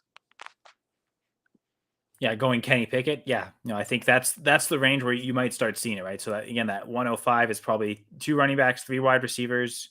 if someone really likes another receiver, then it may be that 106 there. But yeah, I think that's when those quarterback discussions start happening. And, likely though, does someone still like Willis enough to take him in the first round? Well, that's what I was about to ask. Here. What do you think this does to Willis's value? It's tough to spend a first round pick on him, I gotta say. Especially when I think there were so many teams he could have fallen to where you could make a case for him becoming the starter fairly quick. I'm not a big Tannehill guy by any means, but with that in mind, I still have a hard time seeing them, because they just extended him, right? Did they extend Tannehill this offseason?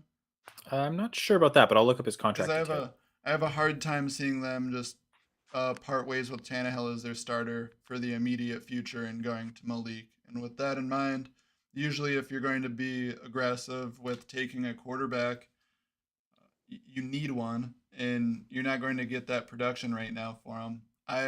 I've been really low on this QB class, and my advice if you're trying to draft a QB is trying to do what the NFL teams did this year. Let them fall. Try and take one of the guys. If you have a group, if you have Pickett, Willis, Corral, Ritter, kind of in a group of 4, just trying to get the fourth one at a later pick than wherever the first one's going. I don't know.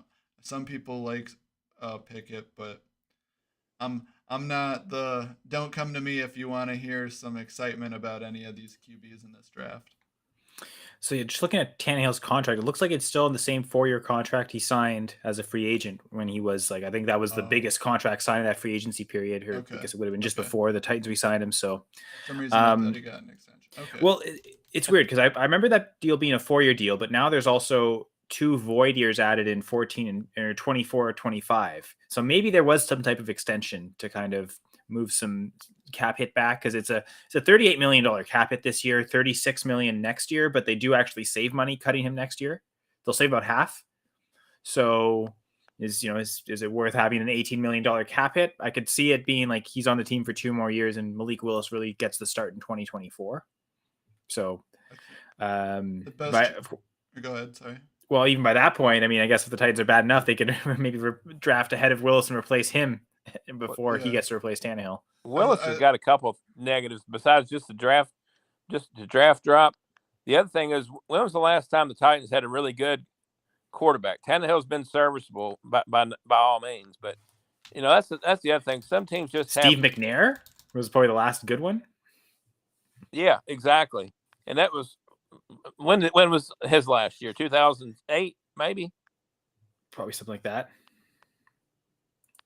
So it's been forever. So that's one thing about it. There's stigma in regards to Titans quarterbacks, and there's just certain teams that if you go to, like Jordan Love's Love Fest a couple of years ago, was the fact that the Packers have always had good quarterbacks for years.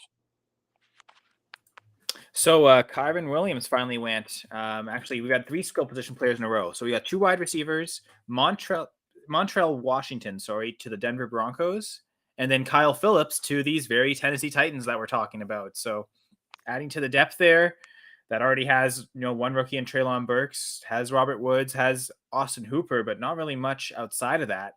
Kyle Phillips could see an opportunity and, probably going to go earlier in rookie drafts than, some of the, I'd rather take a shot on Kyle Phillips than Calvin Austin personally, but that's me.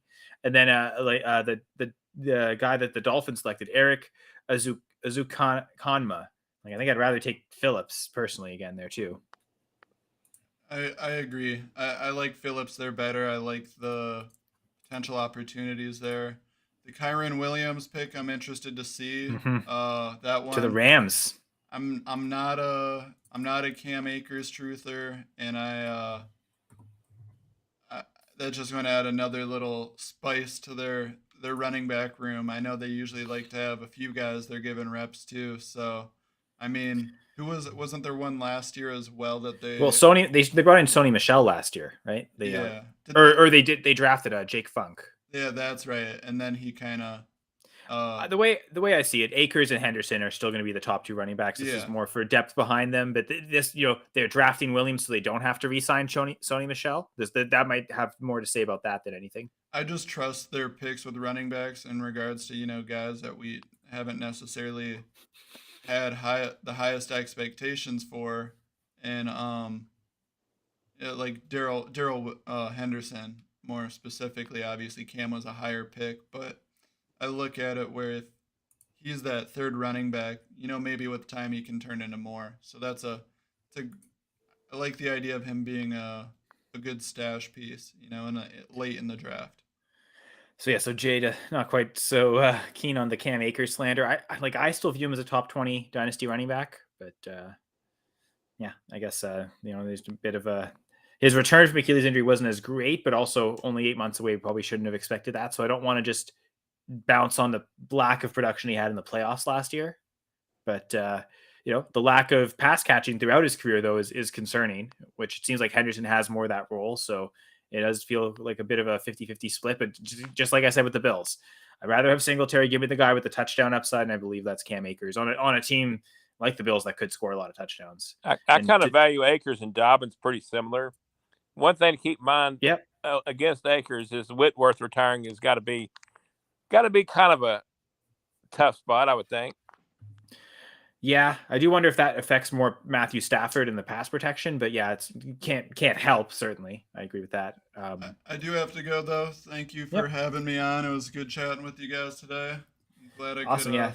Thanks for Romeo. Well, thanks for joining not just this episode, but our mock draft a few weeks ago, and at the Big Plowski on Twitter, and now I know you were on the cheat sheet. So is that going to be a regular occurrence for you? Every other Tuesday, I believe. We may be doing every Tuesday. I don't know how firm that is, but I'm planning and hoping to be joining Gladys and Jay more often as well on Mondays. So you'll see me around. Awesome. But no, you guys have a good day. You too. See you, Zach. Thank you.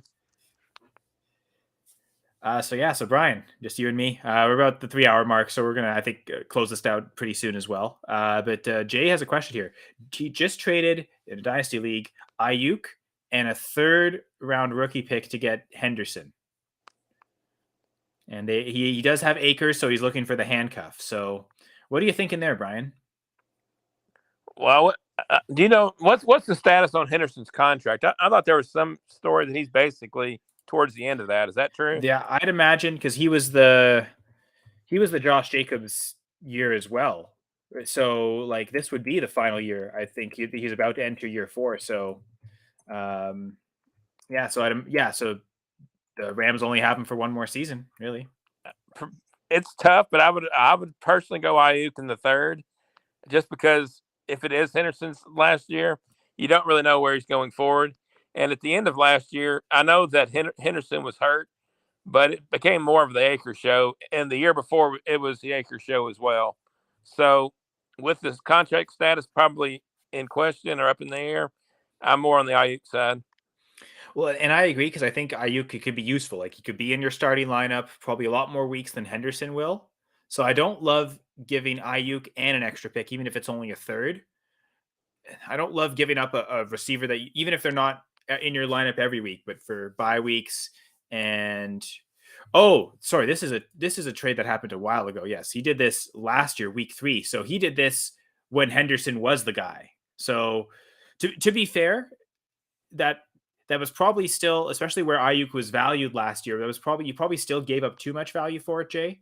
But you at least got all of last year of Henderson's production, which might be I think may arguably be his, I think it is so far his best season, but that might be the best season he ever produces in the NFL. So for fantasy perspective, if you needed the running back production, and not having Akers last year, you probably did. So making that trade even last year before the Ayuk hype really fell, like week 3, probably, because I guess I don't know, because week 1, he was a healthy scratch, right? Is that what happened, Brian? From last year's perspective, he did well. Moving forward, I would rather have the Ayuk side for sure. The other question we didn't really bring up is in regards to like Deebo Samuel and also Metcalf, what they're looking like moving forward. If any additional moves are going to be made there. Well, that's the thing. I would have figured between the 3, AJ Brown was the least likely to be traded, and yet he's the one that goes, and Metcalf and Deebo are still there. So if they didn't get done by 2 days ago, first round of the NFL draft, when guys like Marquis Brown and AJ Brown are moved, like, I have a hard time seeing it be done that easily right now. So I don't know. And that's the other thing to think about. If Debo moves, where does Ayuk's value goes? It shoots up more. So back to where it was last year, where he was a 5th, 6th round startup pick. Right, that's probably Ayuk's right back up to there. Yeah, I mean, I like Ayuk. He didn't have his year last year, but I still have confidence in him. So. I mean, we're still in round 5, but we have again gone for 3 hours now, or closing in on the 3-hour mark. So, Brian, is there any final topics you wanted to talk about before we leave the stream?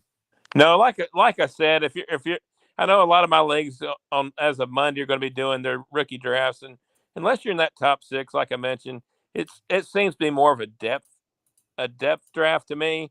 I'm not thrilled that I'm picking at the back end of most rounds. I had a decent fantasy season last year. Didn't win any playoffs, but I was in pretty much all playoffs in the 5 leagues I'm in. So it doesn't seem to be a bad spot to be at the back end. Unless you got a top 6, you might as well trade back anyway. So. Yeah, and you're going to get guys that you're not necessarily counting on. Like, especially if you already have competitive teams, you're not relying on these rookies coming in to help you stay competitive. If they hit, and maybe for some of those teams, that's like the thing that sets you over the top. If one of these rookies hits, then that's what takes you from being just a playoff team to the champion. But you're not needing them to get you to the playoffs. You're hoping that by the end of the season they grow, and that's when you can use the most. So it's a good spot to be if you already had competitive teams. Like, this wasn't the year to like totally tear down your team and try and rebuild it all through the rookie draft and compete right away. Like, there's just not enough value there. Not this year. And I mean, too kind, Jay, calling me the goat of podcast content. I just like to ramble a lot, so I'm really good at it apparently, and can talk a lot for a while. And I'm willing to come on camera and talk in front of people. So I guess if that makes me the goat, then so be it. But thank you, Jay. Thanks, Gladys. I know Jeff was in.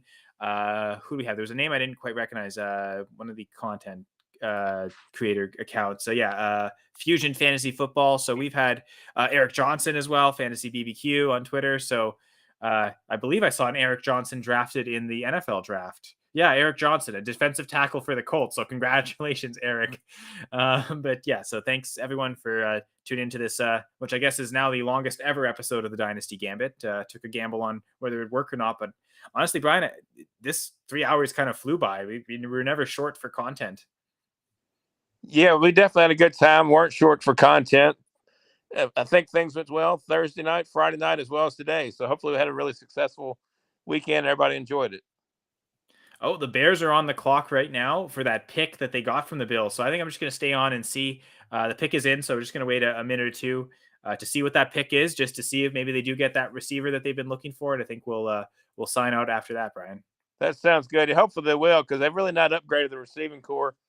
And they weren't that great, and then they got rid of Allen Robinson, so...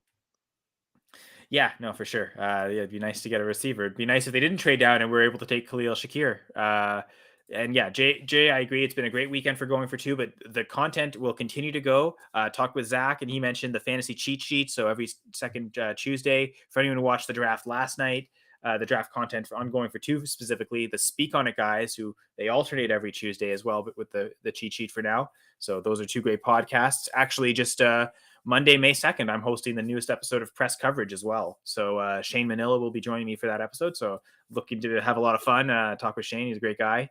A lot of smart fantasy stuff, and talk dynasty trades, kind of like we do on this show. But we've got the Armchair Show that, of course, our big boss Jeff hosts every Wednesday.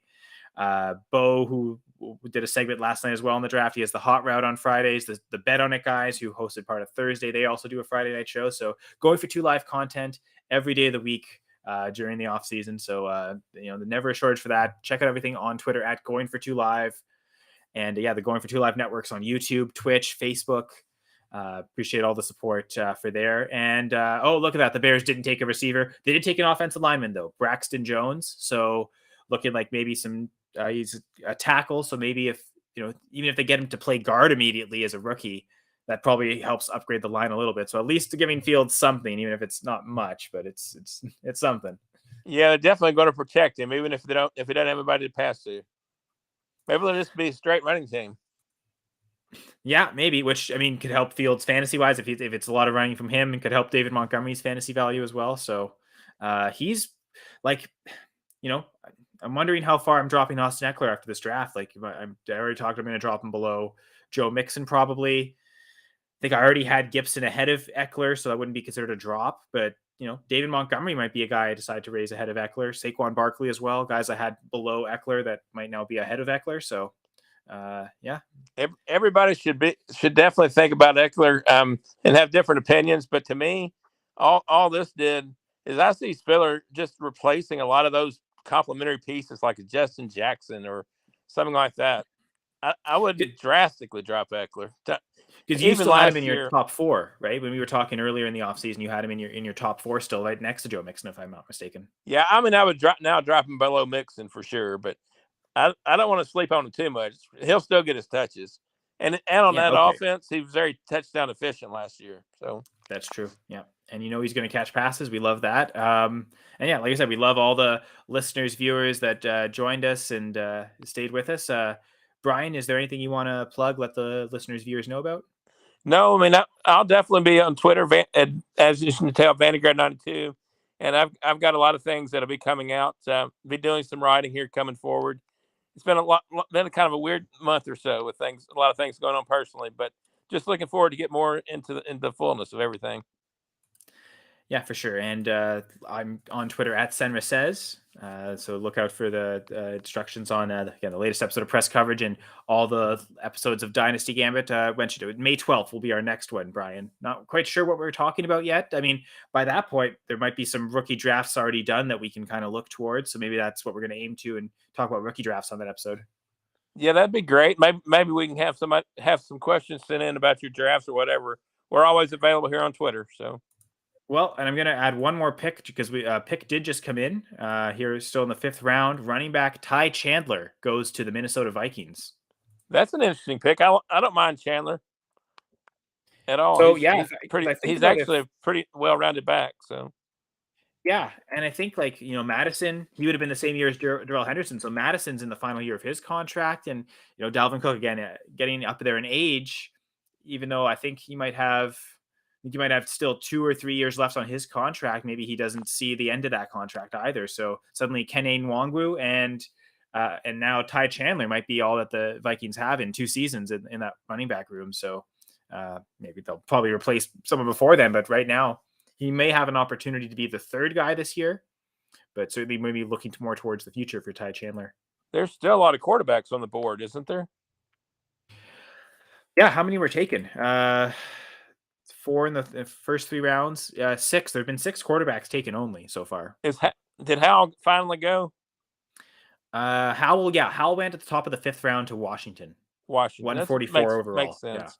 But yeah, Carson Strong, probably the guy that's maybe shockingly falling here still in the we're closing on the end of the 5th round. Actually, another tight end, Tiguan Quintariano, goes to Houston Texans. We were talking about Wiedemeyer. He's got to be the biggest dropper from preseason till now of anybody.